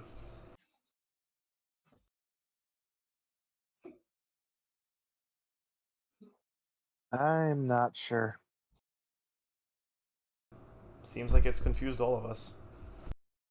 Yeah, because I just want to know how he and Itadori, like, why they're here. Like, we know they're there to investigate the dead bodies, but like, what are they doing? Like, how did they? Like, did Gojo send the both of them, or did he just track Itadori down and go, "Come on, kid, we're going on a road trip"? All that Itadori is... seems- All that I Itadori get is... Sorry, go on, go on. I was gonna say Itadori seems like the kind of kid to get into a stranger's van. God damn it, Meep. He has a devil inside of him protecting him. I think all that is just gonna be... All that is just set up for the next episode. So, I'm not sweating that. But, the cutaway with, like, the kids, the teenagers being murdered, and Scarboy, Mahito being there, and that kid, all of that made no sense to me. And I guess maybe that was the point, but yeah, that was weird. Yeah, this show is already juggling a lot of characters. I guess that's why I'm a bit worried about this other boy. And they keep talking about other characters. They also keep talking about other characters. Yeah, but... Oh, I'm also sad we got no Jogo this episode. We got no what? We got no Jogo this episode. Volcano Head. Oh, yeah, fuck him. He's dead. Ish. But he's so fun! Legitimately, I'm thinking of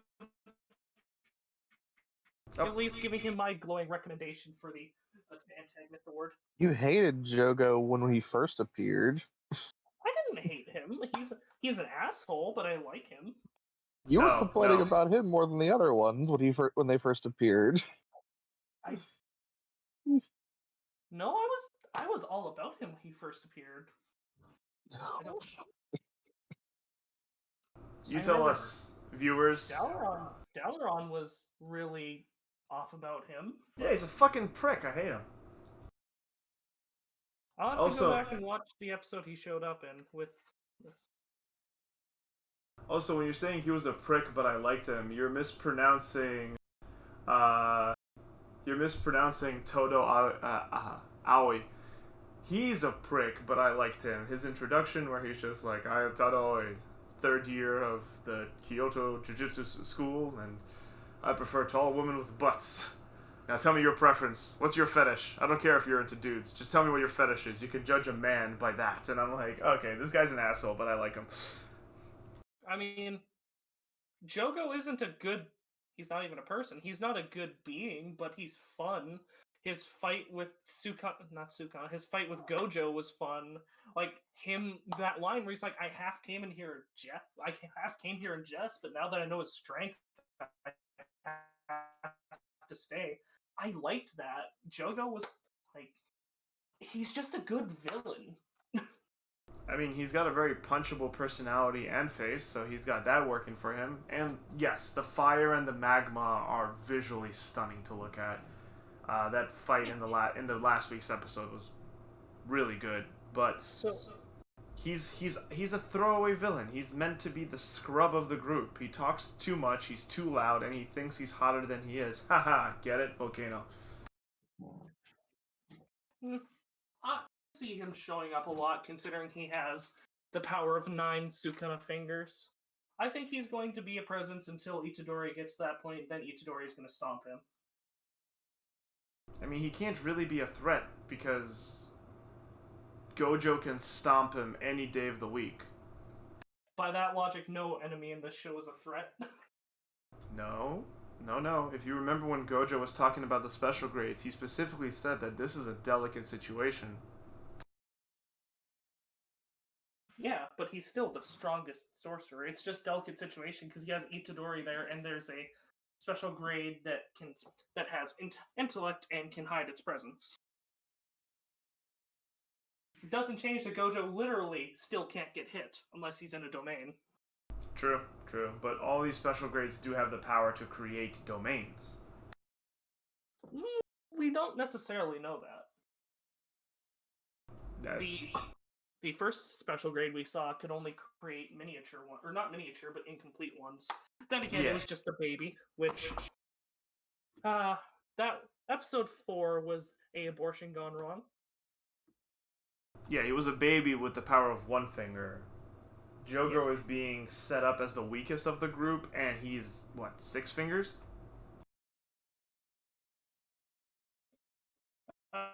He's 9. 9 fingers. Yeah, 8, 9. Regardless, don't think we're gonna get a lot from him. But hey, I'm just arguing because I don't like Gojo. Not Gojo. I like Gojo a lot. I don't like Jogo. He's a shit. He's a good villain. He's a shit. He just keeps running his mouth about how yes, pain is the way of true humanity. I'm like, shut the fuck up, Edge Boy. But then during the actual episode, he's talking about his pride, and it's interesting to see him interact with. It's interesting to see him interact with Gojo because he drops his pride for a moment to test Gojo, and Gojo's like, "Nah, come here, try touching me." And then he gets his shit stomped in. But anyways, that's a different episode. Are we ready to hold up cards? I think we've been ready to hold up cards, yes. Yes. Maki, I looked up her age so I could say this confidently. She is 19 at the point they're at in the manga. I don't know if they've had a time skip or not, but I'm going to confidently say she is my exact age. I'm just gonna treat her out to a nice dinner. Not at the restaurant that got burnt, though. I can tell you right now, the point we are at the story on the anime, yeah, she's 17. Oh, well then, okay, I take that back. You know what? Fuck it. I'll take Gojo out again. Actually, yeah. Wait, what am I talking about? Gojo is my husband. Wait, but are you gonna take him out for sushi or for steak? Both. Fusion. Surf and turf that bad boy. I missed an opportunity to say. I love that you roboted out, specifically at that part where it went, I missed the opportunity to say. Anyways, what are you doing to this show, Dalaran? Me? Yes. I'm fucking the show. All these characters are underage for me, but I will give head pats and say that they did a good job because Maki isn't as terrible as she seemed.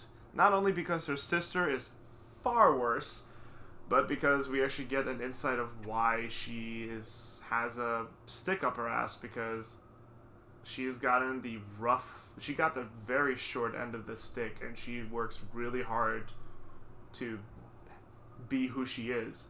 I like that a lot. I really enjoy that expression. What can I say? This is another stellar episode. It's building up and transitioning to the next arc very well. While I am actually kind of pissed that they keep skipping Noboru's combat scenes, I guess there was enough of a follow-up that we talked about this episode that I can forgive it again. But they did introduce the new characters in an interesting and, more importantly, expressive way. Like, we kind of got the feel for Mai's personality, Todo's personality. We got a little bit of Voice Boy, Maki, Panda. Just nice little inklings, nice little introductions, and, the show is pacing that part really well. Gojo and Old Man Principal Kyoto was a fun scene, too. Miwa is adorable, and she's... we've already spoke to death on her. Overall, this was a good episode. It gave us some action to chew on at the start, and then it proceeded to set things up for the rest of the season. And it did it quite well. So yes, I am fucking this show.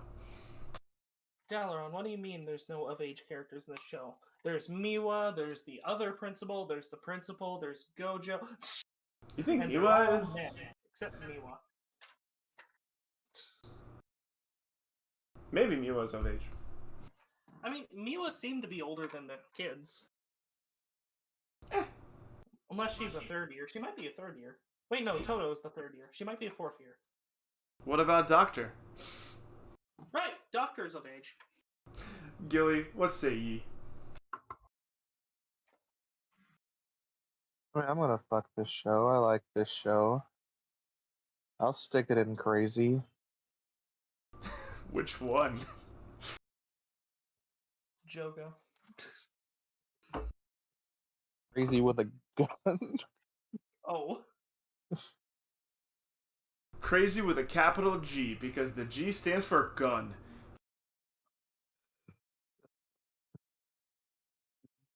Done. Speaking of Dr. Meep, Dama Drive, episode 7. That's actually a really good transition considering what happens this episode. Hoodlum We're returns. taking a break. Oh, we're taking a break? do we want to take a break here, or do we want to go right into Akudama Drive? I can go right into if you guys can. Gilly, need a break? I need a break. Cool, let's take a break. Okay, So, let's take a ha! We teased you into thinking we're talking about Akudama Drive, but we're not yet. We'll see you guys in a minute.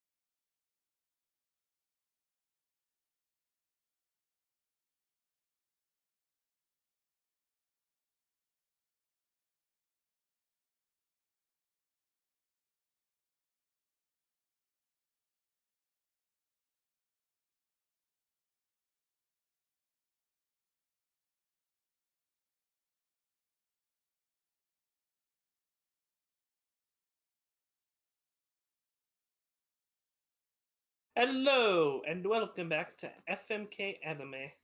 We are here with Akudama Drive, episode 7. In this, episode 7, Hoodlum returns and the gang reaches the underground, where brother and sister reveal they were experiments for immortality and are going to be going to the moon. However, Doctor betrays them and helps the executioners to get off the Akudama list. The episode ends with Swindler and sister getting on the rocket as it takes off. I want to go on record that the moment Doctor started asking questions about their immortality, the moment Doctor was looking at the board about immortality, I'm like, oh wait, is Doctor going to betray them? And then, whoop, there it is. Yep. I'm sad How can you Hoodlum didn't glaze? have the lightsaber. How can you glaze over the fact that the moon was destroyed?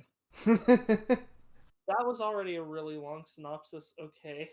You Yes, can't the go moon- to the moon. The fuck we can't! The moon is gone! The moon was destroyed in the war. Because So apparently where there is was a the moon rocket colony? going? That's my question.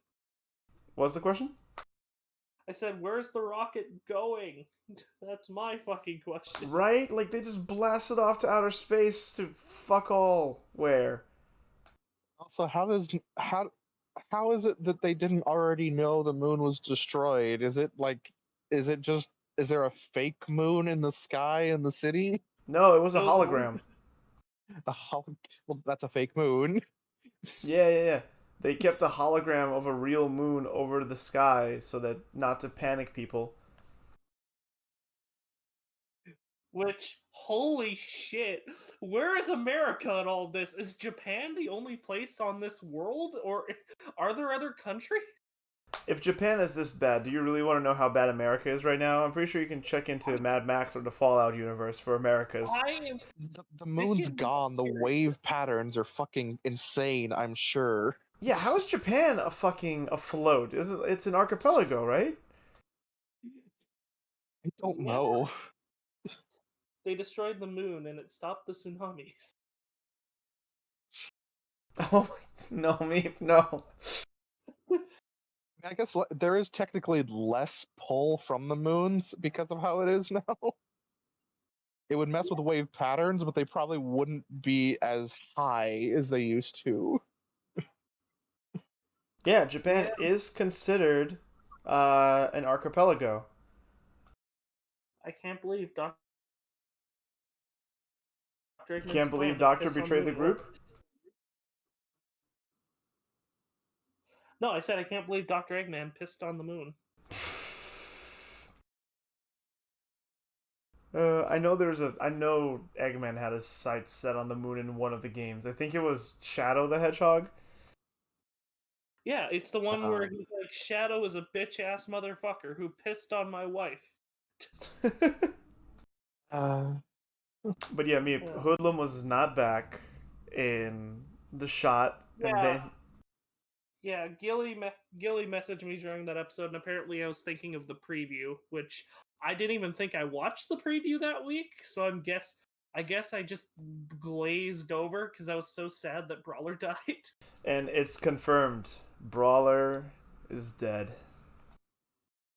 Until the last act, where Swindler starts getting everyone back together to save the little boy. You know, she's gonna find Hacker, Brawler. She's gonna convince Doctor to join them. I don't know about that, but I am waiting for Hacker to come in like the last 2 episodes and just save the day. Yeah. Also, how is no one cheering that Hoodlum lives? Hoodlum lives! I'm glad he's alive. Yeah. He lives! Like, honestly, come check this out. Oh. Oh my god, yeah, that broke my heart when he's just like, yo, look at these crazy fashion trends of the past. Aniki, check it out. Oh. It's gonna be rough on him for a while. I love the genuine relationship those two have developed in the very end of the series. But not the very end, sorry, we're in the middle. By the middle mark of the series, only for it to be snuffed out in the incredible and full spectacle that was the last episode. All right. Honestly, the way it showed with this one, I think it's going. This is his turning point in character development. I think Hoodlum is really going to develop a lot more now. Mm-hmm. Except for one thing. I mean, I do hope so too. Like I wasn't a fan of Hoodlum. For those of you who recall, Oh, I always have been, but that's me. yeah, you always have. And I remember that was like, you're like, oh no, I'm really excited about his character, and I was like, I don't know, he's like, and Meep's like, oh, how do you like? I mean, like, why do you like about it? Like, and you're like, he's funny, and I'm like, of course he is, because he's comic relief. But we're getting actual character growth out of him. And then Go on.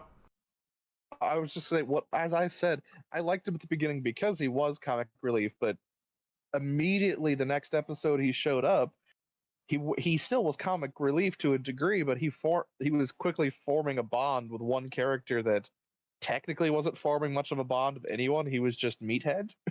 I mean, I still love that made me happy from the beginning. I still love that the show was ready to have Hoodlum betray Brawler, trade him out for Cutthroat when he saw him losing 2 episodes before. Like, the show does a lot with each episode.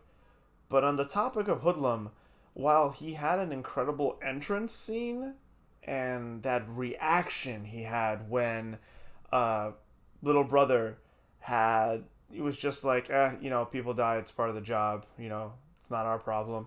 That at the reaction, the visceral reaction, and the animation to accompany it was beautiful. Hoodlum disappears for the rest of the episode after that. After he hands little brother, his memento back. That's one thing I do not like about this episode, is that after they enter the city, once they get to the rocket, which is like the end of the first third of the episode, he's gone. He doesn't even show up in the fight. He has no lines. Like, to be fair, what's he gonna do against these executioners? He gave away the lightsaber, which, come on, Hoodlum, just why didn't you keep it? But now Cutthroat has one. I don't think he gave it away. I think he just left it in her eye. Well, left it. I have feelings about that. I'm scared about Cutthroat having one of these fucking things. Yo, speaking of Cutthroat, really good Cutthroat this episode. Yeah, but let me address something. why are all these other executioners not shit? Why are they fucking shit? They're like Obviously, Master is just very, very good at what he does. yeah, because they slaughter like executioner pupil after executioner master, and I'm just sitting here going, was the other master just the best? And also, why were they so willing to suspend him when he's the best they have? Because they have rules. Unlike Akudama, we follow our promises and our rules. And they take Doctor off the Akudama list, which What's the point? it's neat, but isn't she just like, yeah, she's just gonna Yeah. get right back on it. Yeah. She's gonna, unless her plan to get off of it is if she's off the list, maybe she can get to the other city. Or if she got her, what is it, like 1 billion yen, she can just take that money and retire somewhere. Yeah, But she likes doing the surgeries though. Pretty sure she likes doing the killings, but yeah. I think it was mainly to wash her hands of this crime of stealing from the Shinkansen. I think so 'Cause- too, yeah. Yeah, that was gonna have people on. That's gonna have them on their asses forever, which is why I was sort of thinking after, like, where do they go from here? Because they're wanted. Moon. Yes, They're not going Moon. to go to the one place that hasn't been corrupted by capitalism. Mars. Space! But yeah, no, it was a really good fight scene this episode. You see a lot of men and women die. Which, speaking of the fucking fight scene, good fight scene. Really good Cutthroat, fast paced, zippy, a lot of blood. Cutthroat is fucking brutal. The censors ruined it for me. It was really bad. That giant black streak where he cut the first girl's head off when she attacked Swindler, like, really took me out of the action. Yeah. Honestly, I think the worst censor was with Courier when he blew the guy's head off. Yeah. That like almost turned the screen black because of how it had to splatter. It was like, oh, I don't like this. Yeah. Which is weird because the censors in the show it hadn't been censored up to this point, which is why I'm wondering if Japan has a No, thing when it there's comes to gray there's matter. been censor, but it's only ever happened during like heavy things, like usually dismemberment and such. Yeah. I think And it hasn't been censors. it hasn't been this bad because it's been like sort of like it's kind of been like how their port is with pixelation, except it's shadows. But this fight scene was real heavy on like the shadows. It's just there was literally like someone took a brush and stroke it over like 1/5 of the screen, and I'm like, ugh. Also, like, it seems to happen with, like Gilly said, dismemberment, especially decapitation. I think there might be a law against showing decapitation in Japan because every decapitation or decapitated head has been blacked out in this show, and I've seen people who've had their arms cut off and that be blacked out too, the arm itself. But it was just really noticeable and really egregious, which, like, if I could think of a reason why it was that bad, the only thing I can think of is that they were told to censor it last minute and they didn't have time to do like they didn't have time to do a tight censor job because they were told to do it last minute.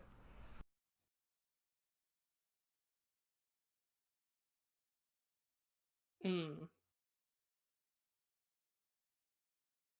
Maybe it was just me, but did it feel, other than the actual fight, I kind of almost forgot about Cutthroat until that point. Didn't feel like We he was didn't doing a lot this episode until the fight. when Doctor betrayed everyone, or when I knew shit was about to go down. No, yeah, when Doctor betrayed everyone, I I thought, oh fuck, Swindler just had a fight with Cutthroat. She doesn't have her protector anymore. This is happening at the worst time. Fuck, Akudama Drive, you did it. You got me.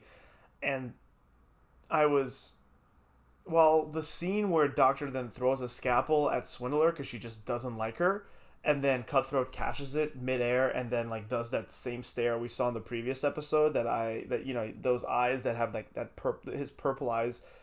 and a pink ring that he's about to kill someone. Just that hollow stare. It's like, hey, do you have a death wish or something? Like, look, doctor, do you want to die? Is that why you're doing this or some? I don't know. He said some really cool, fucking creepy line. No, But there was I think no consequences to Swindler slapping him in the last episode, and I was like, little disappointed that that wasn't really explored much. well, here's the thing. I said it before. I didn't think that the slap was going to change how I changed how he felt. I think it was I I was thinking and hoping it was going to be more of a bit of a slight emotional growth in his character. I mean, that's yeah. It's either nothing or that. It's either that or nothing at this point, and I'm hoping that you're He right. was That I want to very see some. he was very quiet this episode until like shit went down. So it's kind of hard to tell if it's affecting him or not. I think it's a con. I think everyone was kind of quiet this episode. Besides, Hoodlum just disappeared almost. But like, apart from the introductionary, since this episode strongly focused on the twins, on the siblings, which Meep, how do you not mention the fucking Lazarus pool of dead siblings? There's only so much I can fit into a synopsis, Dalaran. Do you want me to read a fucking novel to you every episode? We did need a little bit There, of context on these kids. Like we didn't know what the deal was. Yeah, and they took up like at least half the episode, which I'm not against. Like we got some cool backstory. The black I we give it to found us the somehow. Yeah, we found the originations of the Black Cat. We found out what the kids' deal are. Honestly, apart from the fucking giant pool of dead children, that wasn't as brutal as I thought it would be, but I think that was the point. They once again did a good job at portraying it from Brother's perspective. the I, fight. Something I noticed about the fight. Courier, whereas Cutthroat, you see him cutting down as many executioners as he can, except for the one that he kicks. I don't think she actually died when he kicked her. Bro, he kicked her fucking face off. Because I watched the episode again this morning, specifically for the fight. You see him kick her, but there's just blood coming from the face. With the censoring, it's hard to tell, but Nah, man, he kicked her fucking face off. maybe there's a knife in his boot. I don't know. But Courier doesn't kill a single one of the female executioners. Yay for feminist courier, question mark? There were a lot of female 'Cause executioners. there were, which is this show is not afraid to show, like the thing you notice about anime is there's not a lot of violence against female characters in it. Like, or at least you don't see female characters dying a lot because this is a thing with media, is because people are a lot more okay with seeing men die in media because it's a thing in masculinity is that men are supposed to be seen as self-sacrificing. That's just a thing with media. How it's how culture has been for thousands of years. It's hard to uningrain it. It affects almost everyone Yeah. because I especially notice this when I watch Inuyashiki. Because you're so desensitized to seeing violence against men in media that when it happens against women, it actually gets a reaction. There's a lot of that's why there's a lot of things when there's like a heroic death or a sacrifice Oof. or people protecting someone, it tends to be a female character because roboting, I take it. No, Well, but you recovered. You recovered. okay, but yes, it's just a thing when it comes to media and how our culture has been for thousands of years, and this show is not afraid to it's not afraid to show people dying, and cure. It's funny just to see Courier because I know he shoots one of the female executioners, but it's not a killing shot. He shoots them like through the leg or something. Yeah, I think you're right. Like it was mentioned in earlier episodes where Courier is like doctors like stop being a feminist and kill her, and we laughed at it. But that might genuinely be part of his personality. that's the thing. Like, one of the advantages of doing dystopia and cyberpunk is that the morals and ethics of our current society don't fully apply. Hmm. Also, Yes, Gilly. though. Hmm? Sorry. Oh, go ahead. I was gonna say I'm also scared with Cutthroat having one of those lightsabers. With how the fight was going, I legitimately think that they're going to get out of that fight okay, except for maybe the boy. Well, the boy has been the way I understood the final scene. Also, you say that this show isn't afraid to kill people based on sex or gender, and I can't wait for Doctor to get her fucking comeuppance. And knowing this show, it might very well be extremely brutal and gory. Yeah, Also, You speaking kill of someone that Doctor, just keeps sewing themselves back together. not if you take her apart and put her in separate pieces. I think Courier is gonna kill her. That'd be cool. Either that or Swindler. I don't think Swindler's gonna kill. Swindler gets her only kill. Give Swindler a gun. No, look. I feel honestly, if Doctor does end up getting killed, I actually think it might be Hacker Oh. because they didn't have a great relationship in the first place. Mm. Though Do you nobody think really liked Doctor, she was very aggressive towards everyone. Yeah. Kind of a It bitch. might be Hoodlum actually. Hoodlum might kill her. Who knows? Everyone's gonna kill Doctor. Maybe They all she'll, just take a piece of her and stab it. or maybe they'll try and throw us for a loop, and she comes back around. I mean, only if Swindler can manage it, right? Because like that's her whole shtick. Yeah. She can reach into the hearts and minds of people. Which, how do you think Cutthroat is going to take being separated from her? Bad. Yeah. Just Go well. simultaneously, you see every head, including Courier and Hoodlums, just every head there just pop off. No, just everyone Gets slowly turns around and backs away from No, Cutthroat. we cue into the next episode, and he's just got the lightsaber going through the side of the ship, clinging onto it. Because where I assume the show is going from here is that Cutthroat, or not Cutthroat, Swindler and Sister are going to find themselves in some barren wasteland. That or the ocean. Moon. Moon. And then Swindler for the next couple episodes is going to be going around collecting everyone that she met, and then then in the last two episodes they're going to be saving the little boy and have the final showdown with Doctor and Pupil. Which, by the way, I've been meaning to ask, with both Sukuna and Doctor, are they considered antagonists at this point, or would specifically with Sukuna, would you consider him a part of the supporting cast? I don't know, mate, but that's a question for the end of the season when we see where everything ends up. Then again, I'm still the guy that says Vegeta's a fucking asshole, and like they forgive him too quickly. So they forgive everyone too quickly in Dragon Ball. Remember Piccolo? Remember TM? Like, that's just what Goku does. Okay, we're not talking about what Goku does. going back to because that's a whole can of worms. Let's talk about the Moro arc, everyone. Nah. Going back to what we think might happen in the show, the whole space rocket moon thing, this show is already a lot in terms of its setting and everything. And in an earlier episode, I remember being like, I love this show. I'm really here for it. I just hope they don't go somewhere stupid like Darling in the Franxx and go to space. And then they're like, it's a rocket! And they did fucking say that. They almost did. And they almost did, and I'm just like, fuck, no, come on, don't make this stupid, don't make this stupid. So I'm... The moon thing is where they lost me in this episode. Yeah, same. But they don't Meep died. go to it. It was a bait and switch. Isn't that the perfect amount of stupid that fits a cyberpunk setting? Oh, yeah. And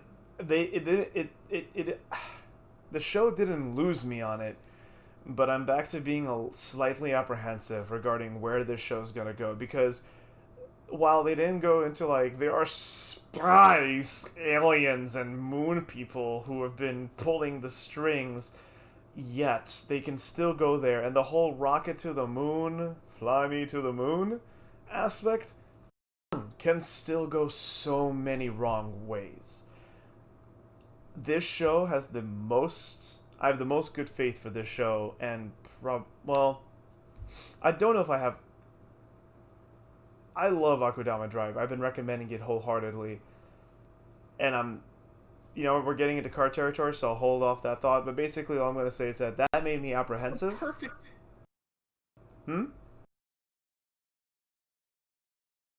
Meep? Oh, I thought I could have sworn I heard Meep say something. He did, and now he's quiet. I said, I doubt the rocket is going to take them to space. I doubt it, because they didn't have time to plug in where they were going to go. They didn't have time to aim it. There's a lot of things that goes into flying a rocket. But it was Yeah, and they already have aimed no. at the moon. Technically, every rocket is aimed at the moon. Well, I agree with Meep in saying that, like, I don't think they're going to end up on the moon. At least I really hope not. I think they might end up, like, in an ocean or outside of town with a crash landing and, like, Sister Heel's cutthroat because they're not astronauts. But I have no idea. I have no idea where it's going to go. So I'm going to stop trying to look forward and go back to looking at this. Oh, They fuck. landed in America. I hope What not. if they land in Brazil? Hey, it's the same. They land in Hawaii for irony's sake. They land in Hawaii, if they're Uh, Akudama Drive and Adachi Toshimura share universe. Gilly got the joke I was going for. yes, I did. I don't want to though. It's mean. It's a mean joke.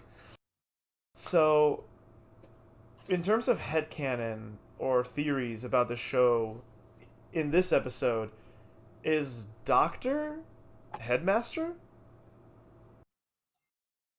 Is it possible that Doctor's the headmaster that was running the experiments on the siblings?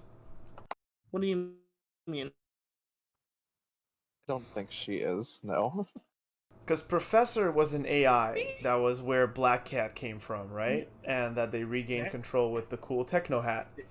But there was also the headmaster. And I started entertaining the idea that Doctor might be the headmaster because couriers like keep your feelings out of work the whole time, both to Hoodlum and Swindler. And then when Doctor turns on the party, her line is, "How do you expect anyone to actually keep feelings out of work?" And then she grabs the kid. I think you might be reading into it a bit too much there, because she was asking the kids questions. The reason I assumed she betrayed is because she was and too dangerous. So my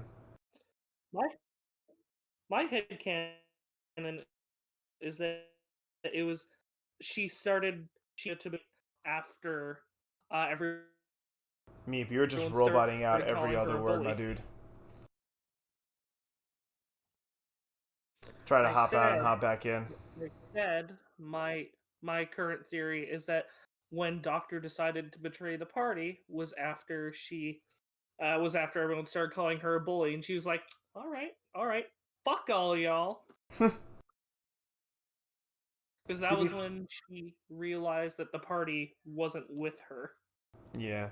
She also realized that Swindler was starting to influence and swoon the whole party and was fighting against it. So Doctor has been slowly putting up contention with the rest of the party. So I'm not surprised if I should have seen it coming before this episode, because of course this crime thriller cyberpunk story will have someone betray someone. Why am I surprised by this? But it still caught me by surprise this episode, even though I saw Doctor's behavior as sus from the get-go of this episode. I feel like I should have seen it coming last episode, but I didn't.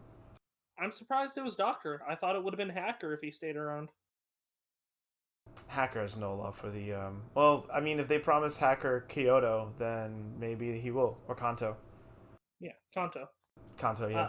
Listen, they're in Johto. They're trying to get to Kanto, but Team Rocket's in Johto, so they're not letting them in.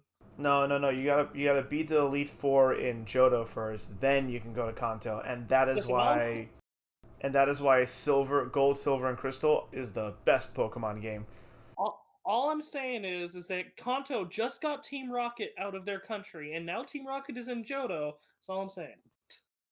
Gotta lock up the borders. Gotta build that nuclear contamination zone.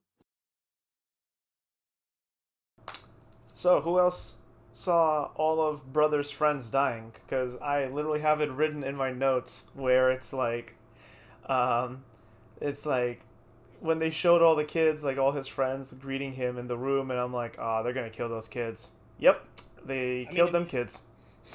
It was extremely foreshadowed. So yeah, kids.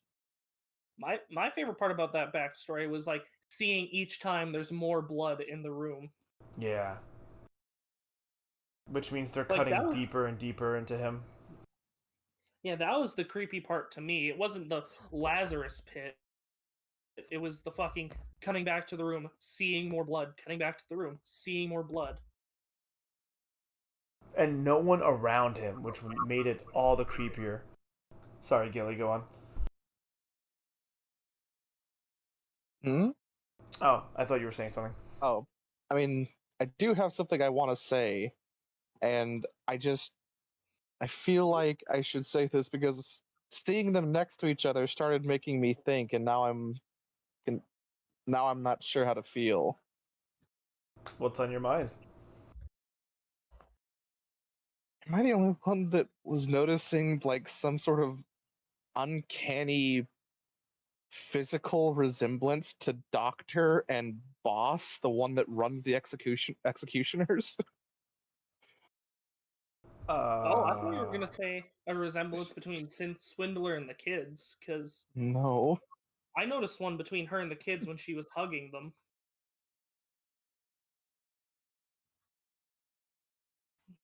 No, Though there is a bit of a resemblance between the two of them.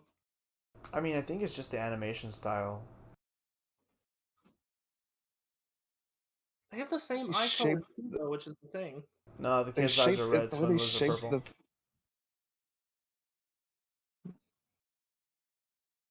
Go on, Gilly. just actually seeing them stand side by side, there is this weird, uncanny, uncomfortable, like, similarity to them.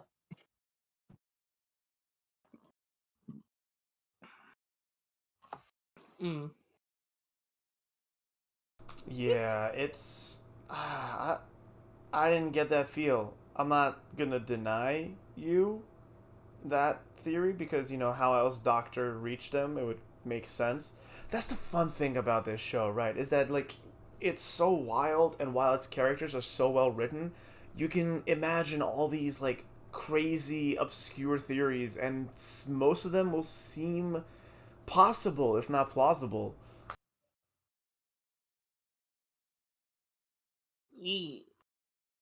I am excited to see where it goes. I'm ready to hold up cards if you two are. Yeah, go ahead. I have a lot to say, so I'll go last, but I think everyone knows what my fucking card is. You know, that wasn't very cash money of Doctor to do that. So, you know, now that she's working with the executioners, you know, I'm making people breakfast in bed. I'm doing all the housework, and I'm just gonna take one of those lightsabers, not Pupil's special one, not the one she got from Master. I'm gonna take her old one. I'm just gonna go slit Doctor's throat in her sleep. I don't think that will work if you don't fully decapitate her. What, you think she'll wake up and start to stitch back together? She did before. Probably.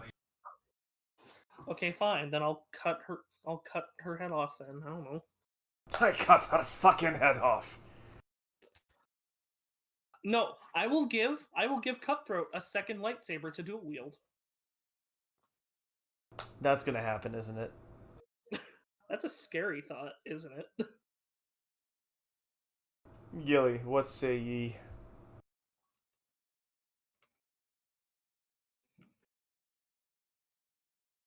Oh, I'm going to fuck this show, but the the turn it took really made me consider not Mm-hmm. because it just didn't. It just there's a suspension of disbelief in this show, and then there's just the fucking moon. But they didn't go there is the important thing. It was a We don't bait know. and switch. Yes, but We the don't thing know. is, even if they don't go to the moon, they blew up the moon. That's a whole nother thing. But that's the perfect amount of dumb. I agree with both of you on this matter. It is the perfect amount of dumb for this show if they leave it at that. But also, Gilly, are you getting like bomb collar end of episode 1 sensations here too? A little bit, yeah. Yeah, me too. I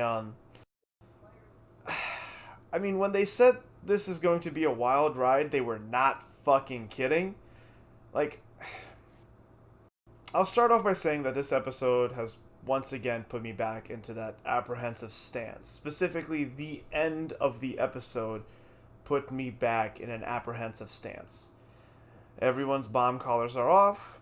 Ironically, that they split the party, and now once again I'm left in a state of apprehension. One, because the party is split, but also because there's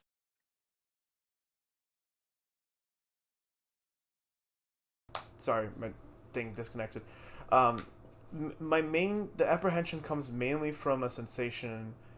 The sensation of apprehension mainly comes from the fact that there are so many more ways that this can go wrong. This moon and rocket thing can take the wrong direction that it can take than the right direction. Like the whole Moon Society and it also being destroyed and the war and the rocket launching into space all seems interesting, sure, but it can go wrong in so many different ways. That being said, this show has nailed every single episode thus far to an incredibly impressive degree. And it has shown to have some of the best world setting, albeit atmosphere wise, but some of the best atmospheric world building, character writing, and overall plot design that I am staying on this. I'm still fucking the show.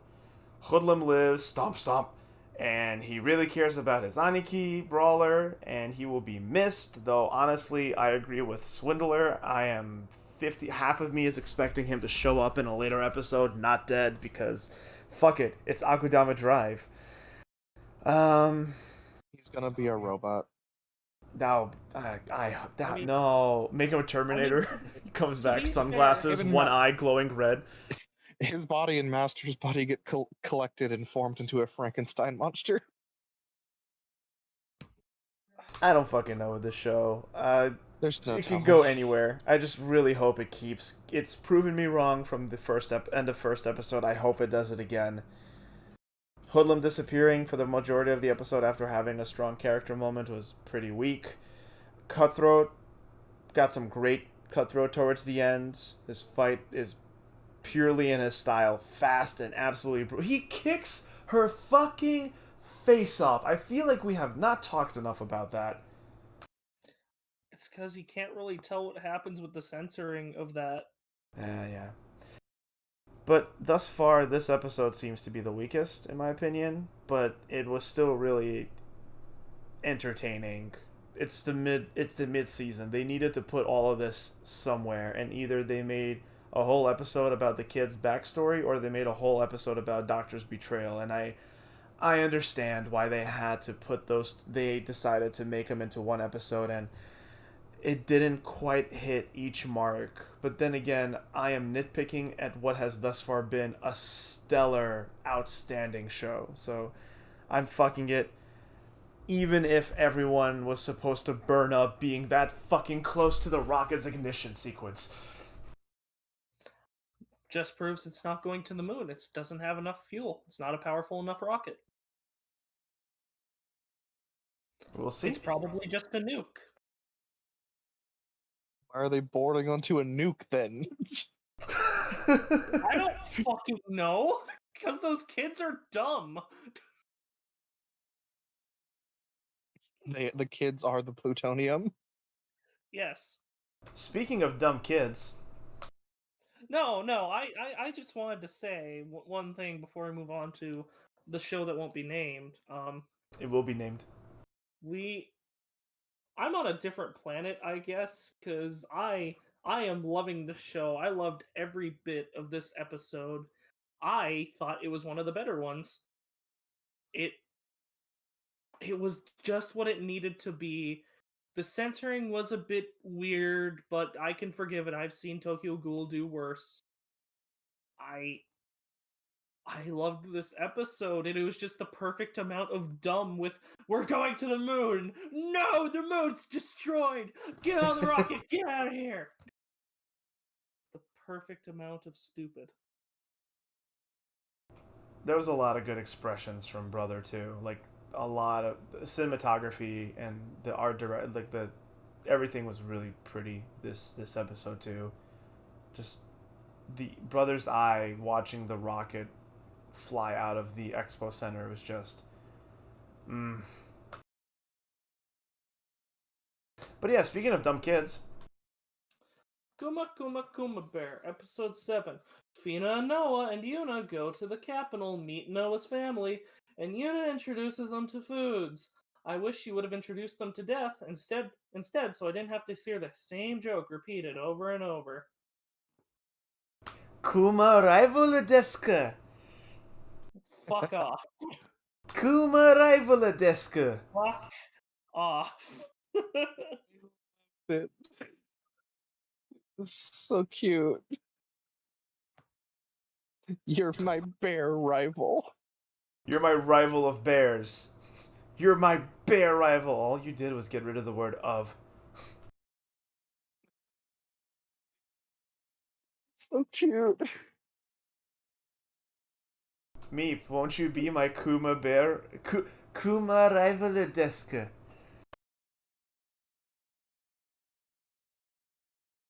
The silence of contempt. He's dead. The contempt silence.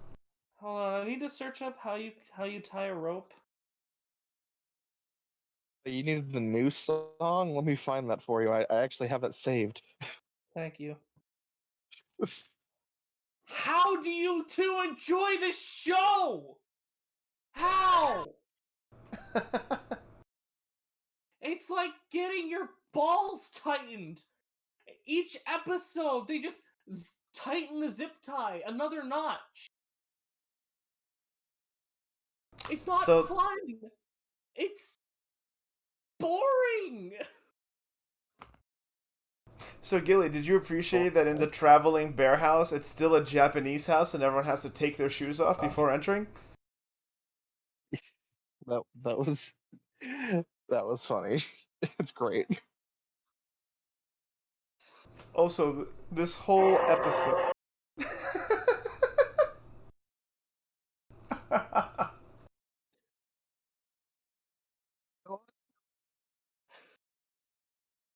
So this whole episode was just. I will say this. Noah got a little bit too much for me when she started becoming really possessive and jealous and territorial about Yuna and the Kuma Kumas. But the show stopped it right there. It came very close to being too much for me, and I'm like, alright, this is gonna be fucking annoying. Like, I like Noah. She's adorable, Moe, sugar fairy, fangirl, but it almost reached that edge, but they made that reference. They did the Kuma rival deska joke, and they left it there, and it stopped exactly where it needed to stop for me. That being said, this whole episode is just a medley of reaction images, especially from Noah. It's just adorable, cute reactions, whether they're sad, happy, oishi, desu. It's so cute. It's hard to say anything else. It was just absolutely adorable all throughout. I have a gallery of reaction images. I have a gallery of reaction images from this episode. And I mean, we got an answer though about like, you know, about Cliff's wife. He still has wife. Yeah, Meep.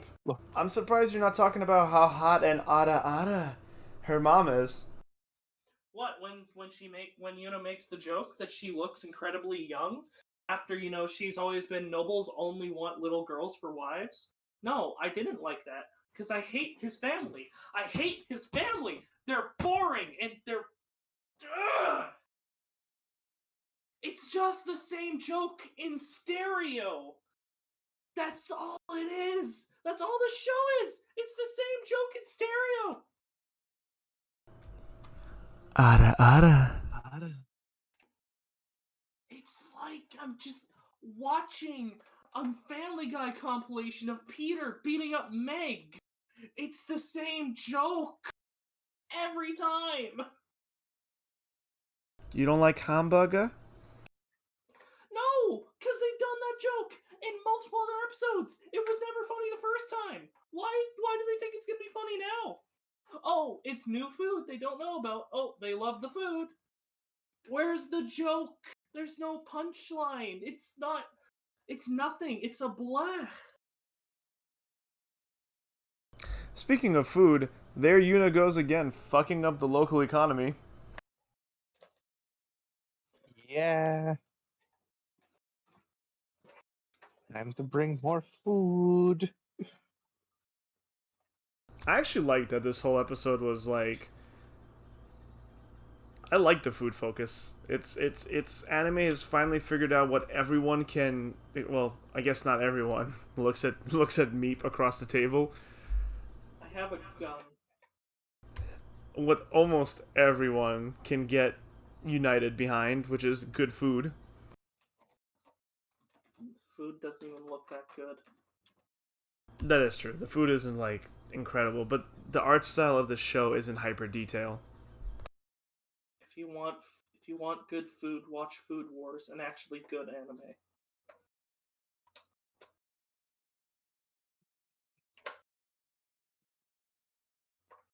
Just overall, it was all just so adorable. Yeah. The relationship between all the different characters, the little rivalry between Noir and Fina, which they made the little joke and then they're like friends, so that's Yeah. And is also like nice. it's also like a one-sided rivalry because both Fina and Yuna just look at Noah and they're like, okay, sure, you got it, champ. You do you.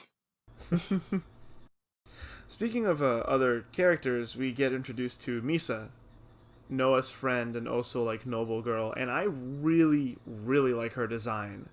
The like silver gray hair, the dress that she wears, that's like this.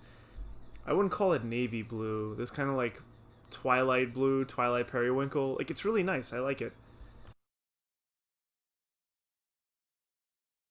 I, so you mentioned her. I actually ended up forgetting about her because brain stopped working at a certain point.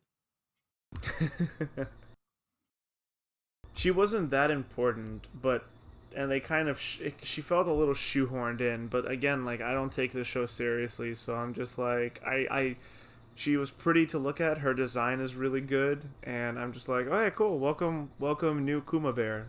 Fourth Kuma Bear has entered the fray.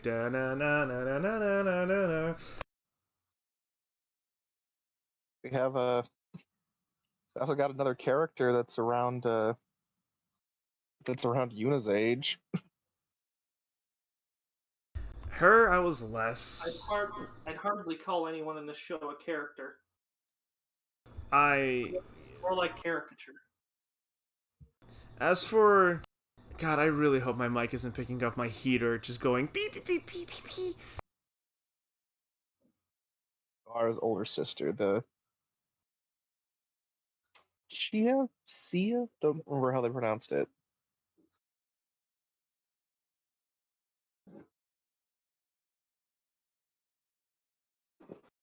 She is. I don't remember her name. She was I share Meep's opinion towards the show, but towards her, it's just she's the same bit over and over again. She's the proper warrior princess who's arrogant. I don't care about her older sister at all. Primary point behind her older sister is to try and make somebody uh that's around Yuna's age, that's kind of similar to her in some ways, but not all. That's legitimately her entire purpose. I guess it's just I just didn't find her enjoyable. You know, like arrogant a little bit, but uh, I don't know. I guess I'll say this. I was gonna say during my closing thoughts, but I'll bring it up now. I I will say the pacing and the tone. I'm not entirely sure which one it is for this episode. It feels a little off. Um, You don't have to be kind to the show. It's bad. You can say the pacing and the tone is bad. Yeah, it wasn't very good in this one.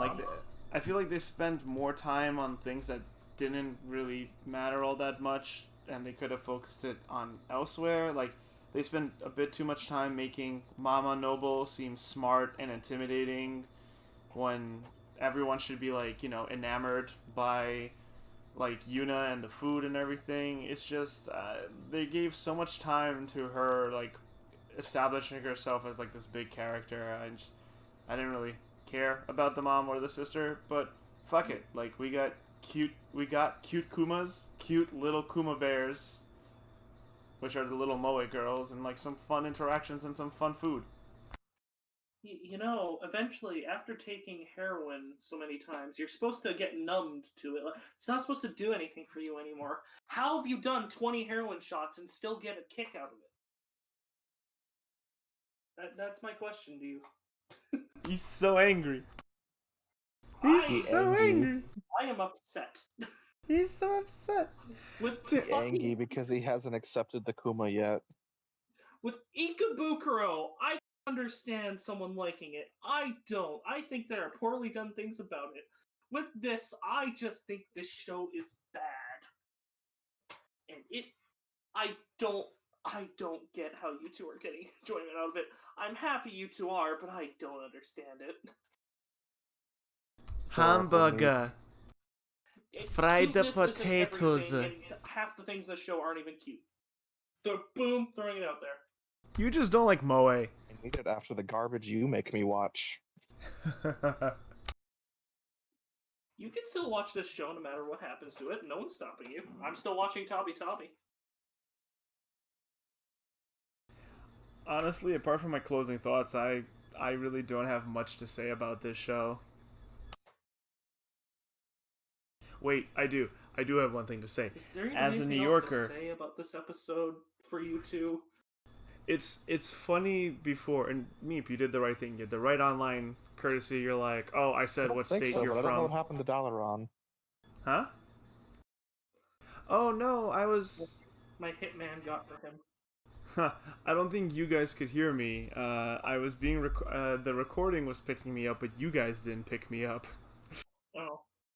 There's nothing. It was just quiet. Whoops.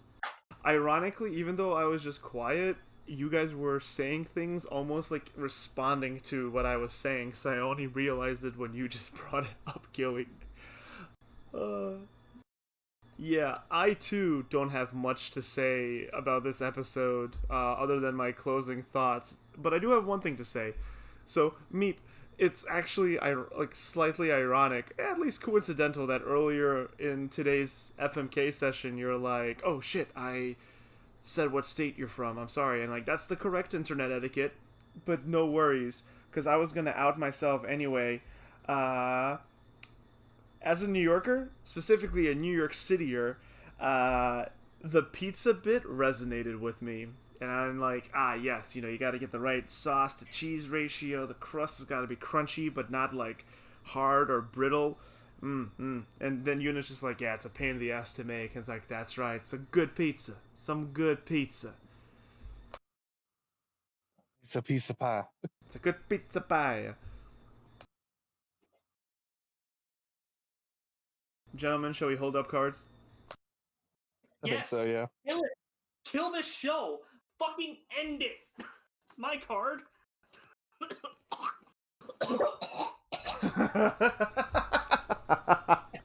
I choked on a fly. You're choking on the Kumas? No, I choked on a fly. I'm gonna fuck this show. Just keep cuddling up and feeling warm here. Feeling the happiness that it radiates into my soul after Adachi Shimamura ruins everything I feel during the day. Just I like to imagine. Just hurt me already. Just drive the knife deeper into me. I like to imagine that, like, well, before I say that, so Gilly, do you watch Adachi to Shimamura and then immediately switch to Kuma Kuma Bear? Yeah, I do now. I used to gap it out a bit more, but no, I just go straight into Kuma Bear. It's the chaser. Kuma Bear is the chaser for your Adachi to Shimamura. Yes. So, man, I really hope the mic isn't picking up my heater. It's an old building, so it's all pee. It's not, don't worry. That's good. So I was thinking when you were saying, nuzzle up nice and warm, and Meepa's like, fine, I guess, and then you turn around, and Meepa's like, I forgot the animal's name, but on Tatooine, no, not Tatooine, the Star Wars moment where they're cutting the animal's stomach open. You turn around and you just see Meep carving this bear's stomach open and climbing inside for warmth. Then you turn around and you're like, what the fuck? Kumayuru and Kumakyu deserve death. No, they're cute. I'm going to mount their heads on my wall. Cute. See, you also think they're cute because you want figures of them on your wall. No, I'm going to take out their eyes and pretend like they're actual bears and not just oversized dogs. They are oversized dogs, aren't they? I mean, everything's a type of dog if you think about it. Except cats. Also, by the way, They're just angry small dogs. It's true. Actually, you know what? You're right. Yeah, you're right. Dalaran, during Moriarty, you said he was being chased by dogs on the hunting ground. It's technically untrue because he was being chased by wolves. No, those were Doberman. Those were wolves. I'm gonna look at the screenshot right now. Do it, forehead. Do it, bitch. Go. Nope, those are Doberman. Dalaran, I'm sending you to Brazil. Oh, cool. I'll be able to complete my scuba diving license. I don't think you get the meme. I don't. I do, but I'm choosing like much much of the bit that I did with you in this session of Kuma Bear. I am ignoring your meme. Listen, I know someone from Brazil that hates being there. It's fine. I can make those jokes. Oh, I saw their messages too. Also, I'm echoing off of someone. Anyway, I'll take off of me, but it's because all of a sudden you got louder on my mic. Oh, sorry about that. I'll move a little away from my mic. Anyway, this show continues to just be the low-stakes, feel-good bit of fluff I need to get through this series we're doing. It's both a breakaway and like a recalibration for me. Like, hence why I watch it in the middle of all the shows we have this, on the season. It gives me like a second wind to just keep going and keep watching because, like, we have many amazing series this season, and I like having this here where I don't need to worry about making notes and I can just sit down and know that I'm gonna hash it out with Gilly and just with Gilly enjoy watching you suffer, me. Yeah, we do have many amazing series. We have 4 of them. I will say that one bad one and then one okay one. See? Suffering. Suffer for our enjoyment, Meep. I am the fucking Ben of this podcast, aren't I? Hmm. You're the Scott because you're enjoying watching me suffer.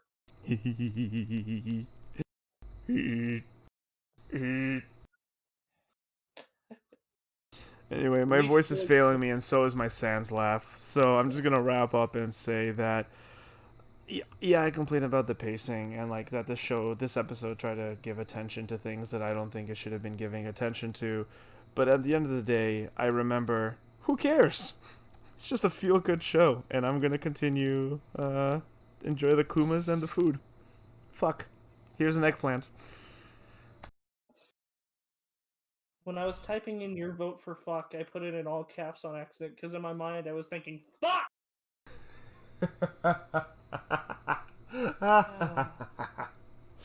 Can we talk about the graveyard shows now? Is anything dead this week? Nothing died. No, that's why I'm asking. We talk about the graveyard shows. Well, He's hold asking on. me to do my graveyard tour, but that's is there something else we need to do first? Well, I mean, don't this is think a so. show, so let's stand on ceremony. Everything lived, huh? Yes. I'm too liberal with my eggplant. I give it to too many things. Yes. You didn't kill a single thing this week. That's true, and I'm pretty. I'm just. I don't wanna reject anyone unless it's really bad for me or just bad in general. Looking at you, Ochikabure fruit tart. Your weeks are already really busy, Valeron. You can always just cut the time out by a half hour by sticking your knife in a Kuma Bear. I'll meet you. I'll meet you in the middle here. What if I We can stick my knife into Adachi Toshimamura? No, because you've already invested too much time into that. That has an actual story. Kuma Bear doesn't.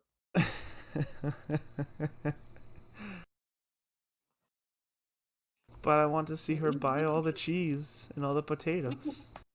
we can keep Ikebukuro. I don't mind watching that every week. Just here, take my hand. We'll kill Kuma Bear together. Take my hand, Slap your we'll make hand. it I bear. Oh, Kuma Kuma bear. His choice. I'm just pushing him in a direction. Well, audience, I'm afraid to say that I am indeed fucking everything this week. I'm enjoying it. I like our 6 shows that we have right now. It's a good, healthy diet of anime for this season. I hope next season is bloodier. I will. This is since this is our first time doing this. I definitely learned my lesson with Ochikabure fruit tart. I wish I put the knife into that show so much earlier than I did. Yes. Speaking of which, Gilly, tell us what happened this week. Yes. Today you've reached a segment of our podcast that is Gilly's Graveyard Tour, Welcome to Gilly's Graveyard Tour. and I might try and edit a graveyard for this at some point. Oh no, I just saw how much I redlined my audio when I said that. But yes, because I did it last week, we will start with the worst of the worst. Ochigabori Fruit Tart. I did watch the next episode. It's it's just in this. So it was already in a spiral. It has gotten worse. On this most recent episode, uh, oh god, how do we even talk about this? You don't. You throw it in the fucking burning garbage pile that it belongs in. The premise of this week's episode was the girls of Mouse House are going to learn how to be better idols by watching Kurimamatsu, the group run by Roko's younger sister, who is taller and more developed than her. Very quite immediately, we're talking about Roko's younger sister's sister complex. That's immediate. Then we find out that the other 2 girls in Kumamatsu also are big fans of Roko back when she was Broko. Yes, that will never die. I like Broko, actually. It's one of the few things I enjoyed from the show. And after that, we just head into a complete free fall that does not stop for the rest of the episode. What's the free fall, Gilly? Well, first of all, the title of the episode is A Pervert Appears. Yes. Or the pervert appears, but I don't know who they're talking about because it could basically be everybody. It just seems very nonsensical for a long time. They make their way out to where they're going to watch Imamatsu's little concert. And then we spend a solid 5 minutes talking about breasts and thighs and referring to the fluffiness. It does not stop. At least Totally Spies try to be somewhat subtle about their fet bait. Now, throughout this episode, I counted 5 moments where one of the characters was drooling due to indecent thoughts. Was it Kiwi and Sakura? Actually, it was I think there was one with Himo, several with Sakura, and 2 with Tona. Himo is Kiwi, right? Midori? Yes. And they continue to ruin Tone, huh? She's gotten worse. She is now assistant to the group, and she is just turned into a stan, and it's not great. Look, I'm all for like sex and orgy culture in the music industry. Rock out with your proverbial cocks out or literal cocks out. Have fun. Be safe, be mindful, and don't fuck underage kids or girls. Like, what the fuck? Like, I saw the stills you sent. Some of those images you sent are up my alley. It's a shame that while some of them express personal kinks, it's with the wrong people. Yes. So the reason that led to those images, which I will talk about as quickly as I can, we get to a point where the Kurimatsu calls them out, and for some reason they decided Roko is the group leader now, even though that's not the direction it's been going for a long time. I thought Sakura was the group leader. That they made it Roko because she's the one that has the most experience in the industry, and her Tune in sister next sort week of like when.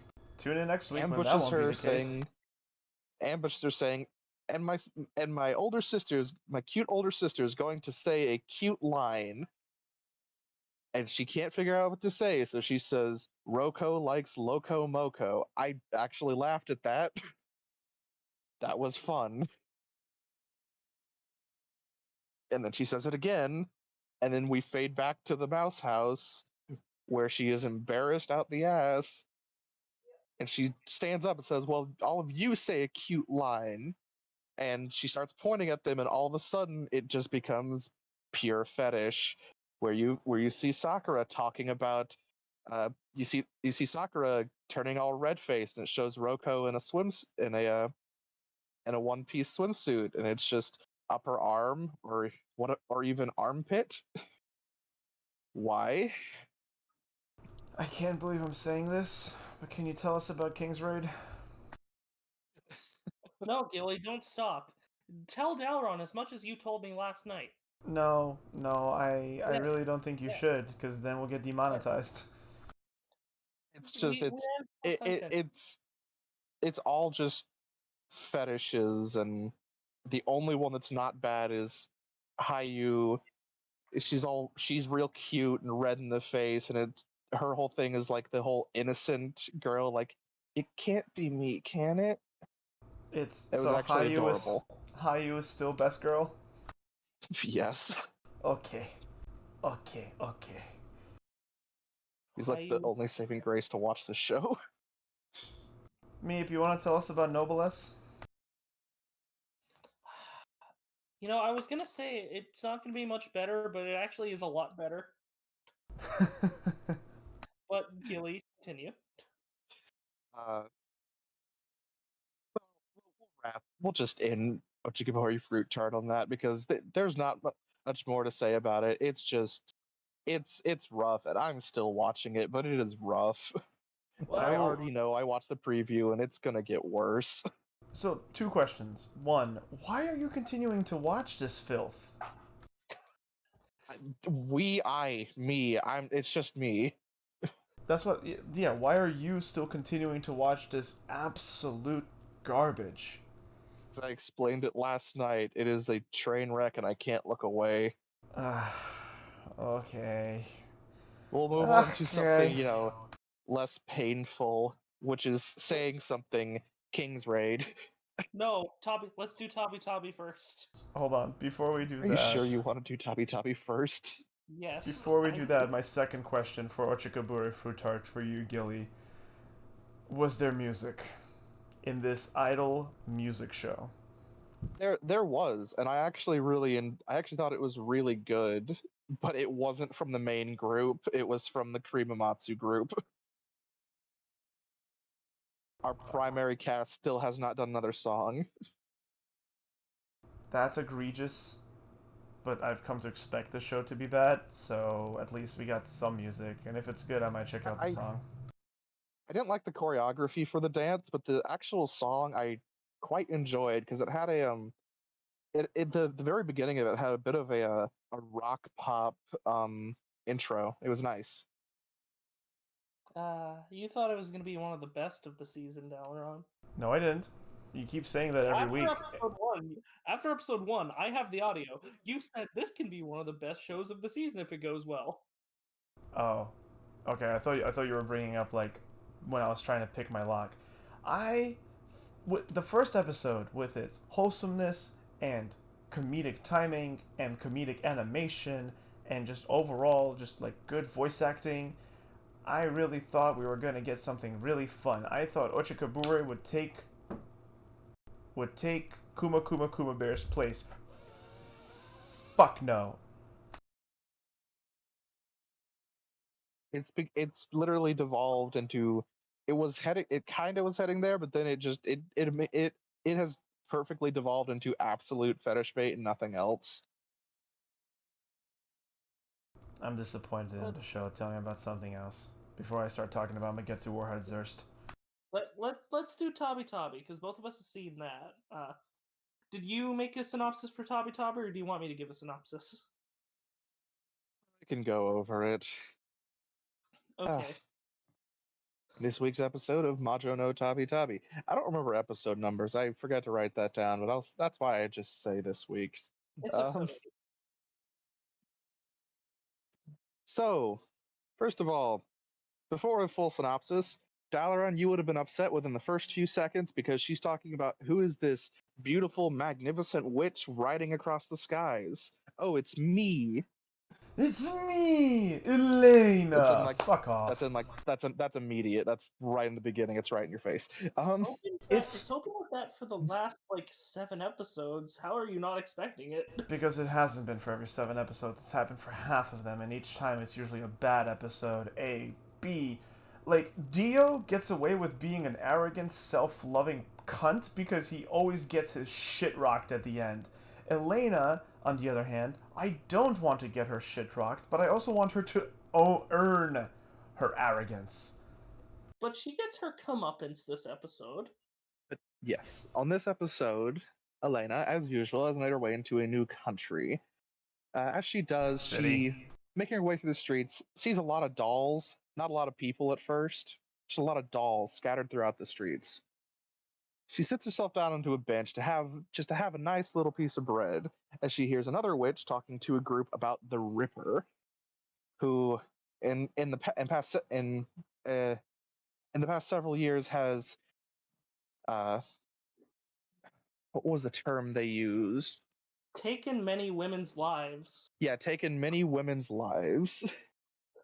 You understand why I quoted that. Elena goes and asks her about it, and they have a small little conversation about the Ripper. Afterwards, Elena starts walking around, finds her way into a doll shop. It is very creepy. The lady has what looks like shadows underneath her eyes, and she keeps talking with this doll in her hand that talks with her. It is kind of weird.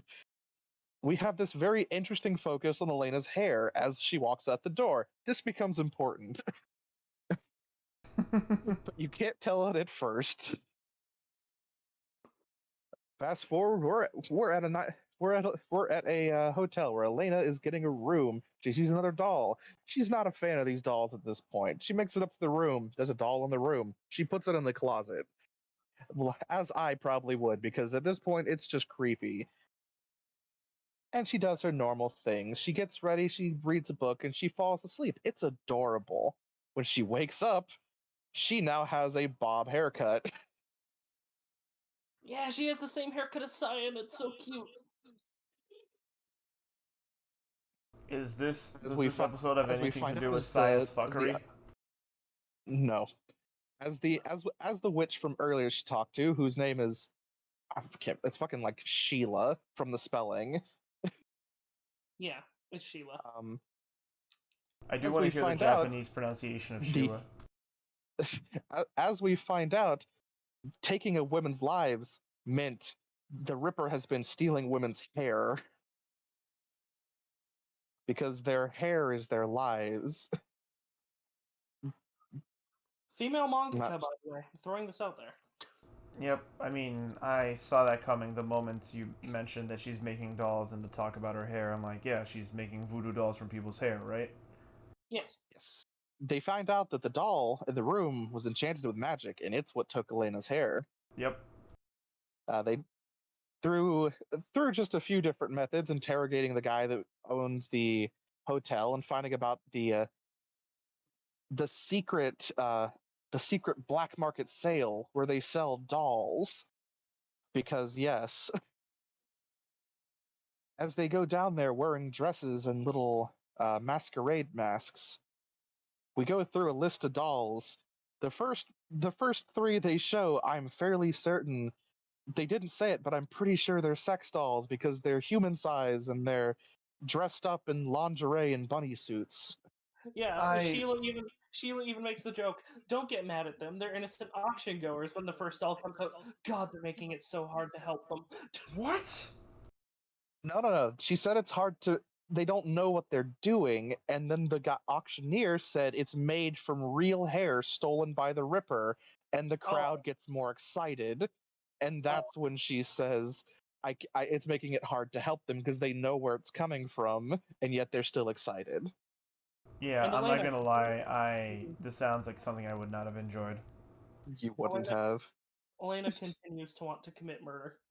Yeah, Elena gets angry. She's talking about killing everybody in there. And she Ooh. eventually, when the dolls come up with the one doll that has her hair, she blows up part of the stage, floats over. You find out the doll owner lady is part of this, who then she drops into a gilded cage. And the doll owner lady is very uncomfortable because for some reason she has extreme arousal from seeing emotion on people's faces. Mm-hmm. This show This episode disappoints was me. fucking weird. And can I give the synopsis of the end of the episode? Go ahead. Sheila brings the gilded cage and the criminal back to the Magic Association, where she sees her apprentice, Saya, and tells her that she met a cute witch named Elena who had her hair cut off by the Ripper. Saya then goes to the doll owner and makes a very angry face, and the noises and facial expression of the doll owner lady can only surmise that she came from seeing Saya so angry. This episode is fucking weird. I don't regret killing the show. I don't know how to feel about it, but I was just sitting there, dumb smile on my face the whole time. I can't explain it. I was just smiling because each degree just got dumber and dumber and dumber. I just couldn't help but smile. There You doesn't don't need get to to be a plot in this show. you don't get to talk shit about Kuma Bear when shit like that happens. Yes, I do, because Kuma Bear is bad. Kuma Bear. Argue that this episode was bad. I wouldn't say this episode was bad. If it was honestly, Dalaran, I already know if it didn't die last week, this would have made you and me kill it. I mean, it's where I'm sitting on it right now, man.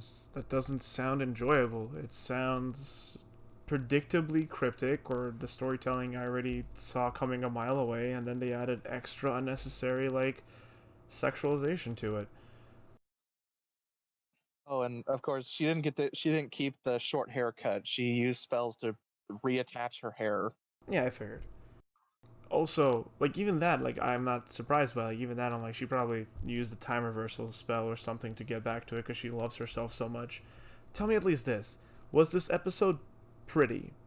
Like, was Yeah, there a lot to look at, and, like, were the settings and the dolls and the atmospheres and the lighting, like, really nice to look at? yeah. So like when they go to the secret auction, everyone's wearing like these opera masks and opera outfits, like you would see, like you know that one scene in Moriarty where everyone's dancing in the Yeah, in yeah, in the the opening, right? yeah, outfits kind of like that. The Alright, prettiest thing well, in this episode ended up being that crazy gilded cage that Elena creates. Had very good detail on it. oh, is the cage from the opening? I don't know. Hmm. Probably. Hmm. I don't I know. just remember her forming this cage. It looks like she's gonna do something severe, and it just ends up being a cage, and it's really nice. Yeah, I don't know why I enjoyed this episode, even though it was predictable. It's each moment I not each moment. There were some moments where I'm like, but I enjoyed. Like there were some things made me turn my head, like the oh, a woman's life is their hair. That just made me turn my head and go, makes me feel like this female mangaka might have some old world views. Possible.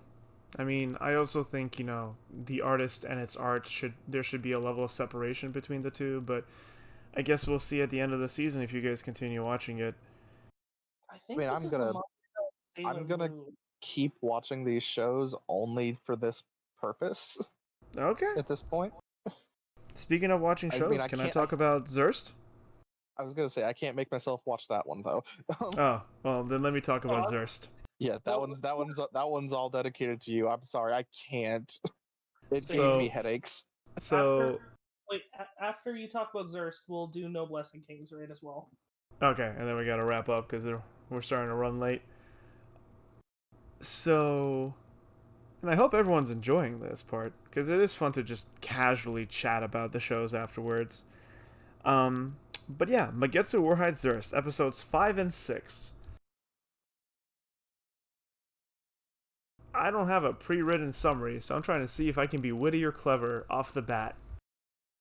We come back to the capital city where everything began, and Emmanuel and the rest of the head keepers, I think, is the name of the resistance group, are in the city, but something's wrong because their white-haired spy has gone missing, and also the redhead girl is a noble's daughter, and she comes back home to him, and he locks her in her room because apparently the military has a leak. I mean, the head keepers have a leak, and the military is about to arrest all of them. Stakes are high until the evil scientist that abducted the white haired girl traps Black Man, because they aren't.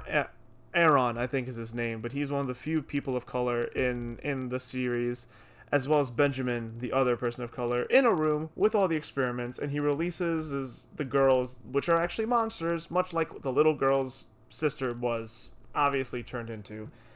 They're using cold fire to try to cure the disease, much like we assumed, and all chaos breaks loose at the end of episode 6 when the monsters start running rampant, literally making the military useless. Meanwhile, Lieutenant McSadist is still super fucking creepy. I think Leo is gonna fuck Emmanuel's sister, and Emmanuel just can't decide what he wants to do with himself and life because even though he was about to be let go and set free, blonde boy, not blonde boy Kaus tells him he needs his help to find a cure for the disease. I don't know. This show's problem is that it tries to do too much all at once.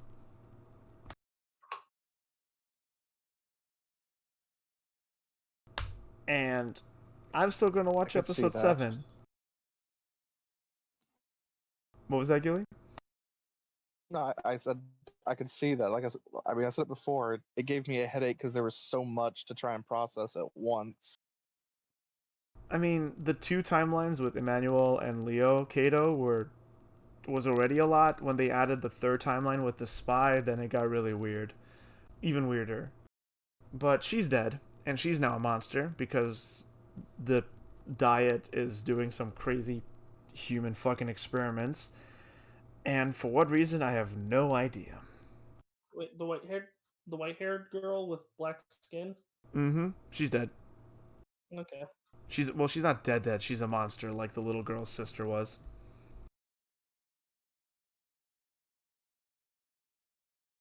The monster designs are, I thought they were going to be interesting, but they all look different, but the same. Different amount of eyes in different places, but they're all bulging bellied, skinny chest, sagging, female chests, lanky, long, like Wendigo arms, and like ape-like legs, and they all generally fall into that design. The heads are always a little bit different, many different eyes, teeth, glowing bits, tentacles.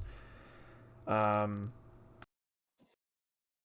a lot of shit happened over these 2 episodes. I watched them back to back. It's just I'm strangely entertained. Like, I want to see where this mystery goes because red hair girl finds out that her mom was involved with these experiments, but she doesn't know how. Just the symbol keeps appearing over and over again, and then there were political alliances back and forth, and Emmanuel has some really good scenes, but some really bad scenes. Anime of the year, this is not. But there's just something about this show that's keeping me interested, almost like a popcorn degree. Like I'm just taking bite after bite because it's not good for me, but it's buttery and it's like, oh, monsters, experiments, evil, conspiracies. Ooh. Ooh, indeed. No, I won't right now, but I might give the show a chance after it's fully out, and I might just watch it through, binge it through, and see if that makes it easier. Hmm. I'll say that like episode 4 you can watch alone, but episode 5 and 6 are good to watch back to back because they're kind of like continuations. There is. Let me talk about something I really did enjoy. Because the military is about to capture headhunters or head killers, uh, they all go undercover, and the way Emmanuel just accidentally stumbles upon their operation, I thought that was pretty cool. Mm. Well, Nice. is that the Warheit Zerst segment? Yeah, it's interesting enough to have me keep watching. Before we end on King's Raid, I want to bring Actually, up one last thing about Warheit Zerst. I think I know what is keeping me watching it because I want to see them find a cure, not for the disease, but to be able to turn the girls back from monsters. Like that's what's kind of keeping me invested. That kind of, I hate to make the comparison, but a Full Metal Alchemist esque hope that like, man, I hope they figure out how to fix this monstrous problem. I hope they figure out how to help Nina. Oh. I didn't say it because it would make me sad, and now we're sad. Oh. uh, Noblesse episode 7. This episode was all about. I'm almost sure it's filler because it's all about how one of the red-haired characters, Toshiro. So basically, this is following a previous fight where two of the normal humans learn about the other characters and their superpowers, and they haven't had their memories erased yet, even though they've had them erased before the series even started. Uh, they they the red-haired character Toshiro, I think his name is, he's falling in love with the white-haired character with the scythe, Syra. He spends all the episode trying to figure out how to express it to her and eventually tries to win her over with a game of basketball by trying to show off. But three of the characters, end up forgetting that they're trying to make him look cool, and they end up stomping the floor with him. In the end, he writes a letter but throws it away. Syra finds it and tells him that she thinks people are the most charming when they're being themselves. And he decides, yeah, you know what? I'm not being myself. I wouldn't normally fuss over this. And he completely forgets he has feelings for her. They then have their memories erased, but it's okay because while their memories are rewritten, their feelings for them are the same, yada yada yada. The main character barely ever speaks in any of these episodes. There's too many characters to keep track of. The fights were underwhelming because all of them were stomp fest. I want the show to be better. I was enjoying it when I was watching it, but I'm just seeing all these flaws with it. It's becoming your typical Bleach or typical Shippuden. It's Yeah, not gonna lie, that does not sound good. Your summary does not sound good. like, I still say give it a watch because there's enough stuff worth watching, but this episode had filler written all over it. I still like the characters, it's just the story it was telling I wasn't into. Toshiro and Syra being a couple, that could be interesting, but because it's filler, it's not going to happen. Like, this is a seasonal anime. It doesn't need filler. Hmm. Uh, Uh, I know honestly, nothing about Noblesse. What I do know is the 2 sessions we've had where you've talked about it, and it sounds like the problems you had last week are the problems you have with it more. Are the problems you have with it this week, except more? the first week I talked about it, I was really into it. And then the problems were a bit more glaring last week, and this week just. Mm, well, I'm still gonna watch it. For argument's sake, I'm giving it a knife. Roger, Roger. I would not recommend this to anyone. Read the webtoon. Webtoons are free and easy to find. that involves me using my brain more. Don't What, you read? Like some kind of nerd? It's become harder for me to read. I've actually considered adopting audiobooks to help with that. Hmm. I mean, we already listen to podcasts. Heck, we're making I was one gonna say as we speak. I listen to a lot of podcasts. So I'm like, it's the same concept, especially since I listen to D&D podcasts. So it's really the same concept. Mm-hmm.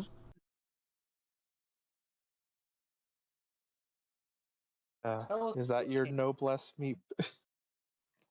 Yes, it is my noblesse. Yes. King's Raid, episode 8. Okay, King's Raid, episode 8. Here we go. This Ruh-roh. episode is all about. Make this right. This episode is all about Frey and development for her character. As I've realized with 2 episodes prior to this, the last episode and this one, while we're having actual story stuff happening in the background, a lot of these episodes are focused around kind of development around a specific character. Week before last was Cleo, last week was all about the Dark Elves, and this week is about Frey. Le The group gasp! and Actual character development? yes. The group finds themselves coming across a small little. It wasn't clear. I think it's an orphanage out in the middle of absolutely nowhere. It's just the. It's just one woman, one man, and a bunch of little girls. I didn't see any boys. I thought it was very interesting. Um, as they're here, we continue to find out that Castle's only talent is chopping wood because that's all he does. Well, he ain't While chopping our other anyone's meat, I'll tell you that. while he's doing that, Cleo is helping with cooking, and our rogue boy just kind of disappears. I don't know what he did. Whereas Frey works with the children and helps out with them and talks to them. There's one little girl who is just, she's shy, she stays from the side, she doesn't talk to anyone, she doesn't smile. So Frey decides, I'm gonna help her. And she helps her come out of her shell. She has her smile, but not before she cries. It's very emotional, it's very sweet. She picks some flowers. They make cookies with flowers in them. I don't know how that works, but it looked yummy. The little girl's happy, and they find out she baked the cookies, and all of a sudden all the other little girls want to be her friend too, and they're all standing around and smiling, and it is adorable and heartwarming. And then we have a moment where the woman running this place asks Frey, "Could you stay with us? The girls love you." And Cleo overhears this from the window and starts getting paranoid that her selfish behavior is going to make Frey leave. Cue into the next morning when they're getting ready to leave. The little girl who is shy runs away, and Frey follows her because she doesn't want her to get hurt. She runs into the garden shed, where the little girl runs out and locks Frey inside by barring the door and tells her, "I don't want you to leave," and is planning to keep her trapped in the tool shed. This is where the episode lost me. Oh, really now? She did a Saya. The little girl locked Frey in there. Then, as Castle goes to look for her, giant demon worms pop up from the ground and try and kill them. Frey actually takes a chopping axe to the door to finally break through so she can protect them with her protection magic. Castle's actually gotten kind of okay with fighting now. I thought you were And gonna say. that's and we get one little after ending thing, and this is not like a preview, it's an actual after ending scene where the Dark Lord from the previous episode, who resurrected himself, is getting ready to, summon the ancient evil back to the world once again. Because we had all this heartwarming stuff, and here's the actual plot thing that was happening during all of this. I thought you were gonna say Frey took a chopping axe to the head. That was gonna be sad because she was the only character I had any interest in. I actually had a good time with this episode. I have feelings about the little girl locking her in the tool shed, but I had a good time for the most part. It was very nice. It was very sweet. I'm assuming, but your bad reaction to it is that it was actually creepy and not like wholesome and sad. Yeah, it didn't feel like it just felt wrong. It felt weird. Because she worked so hard with this little girl to help her make friends and be more social, and it seemed like that worked. And then when she said she had to leave, the girl locked her in the tool shed and said, "You can't leave." I actually think she said, "You need to stay here forever." It was not good. It gave me the same feelings that Saya did on that fucking episode, the second episode of fucking Tabi Tabi.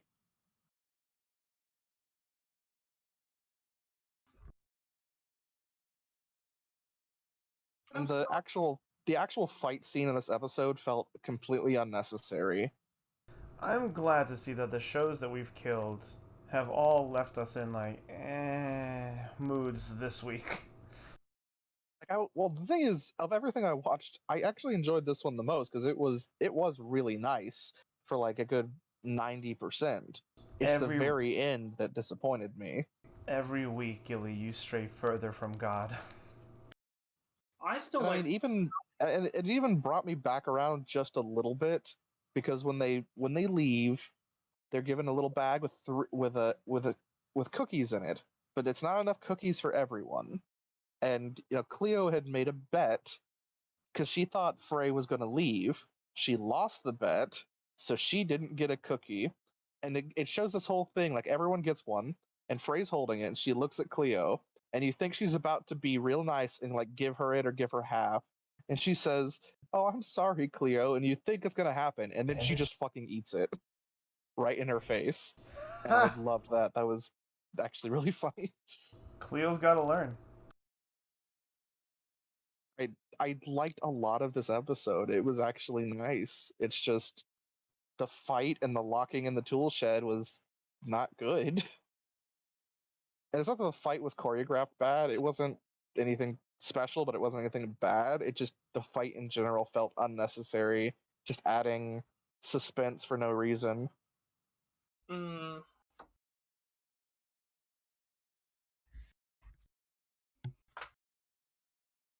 Oh, I had a good time with this one.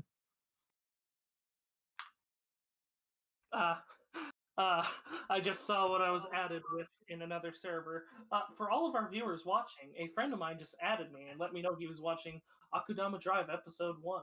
We have converted him.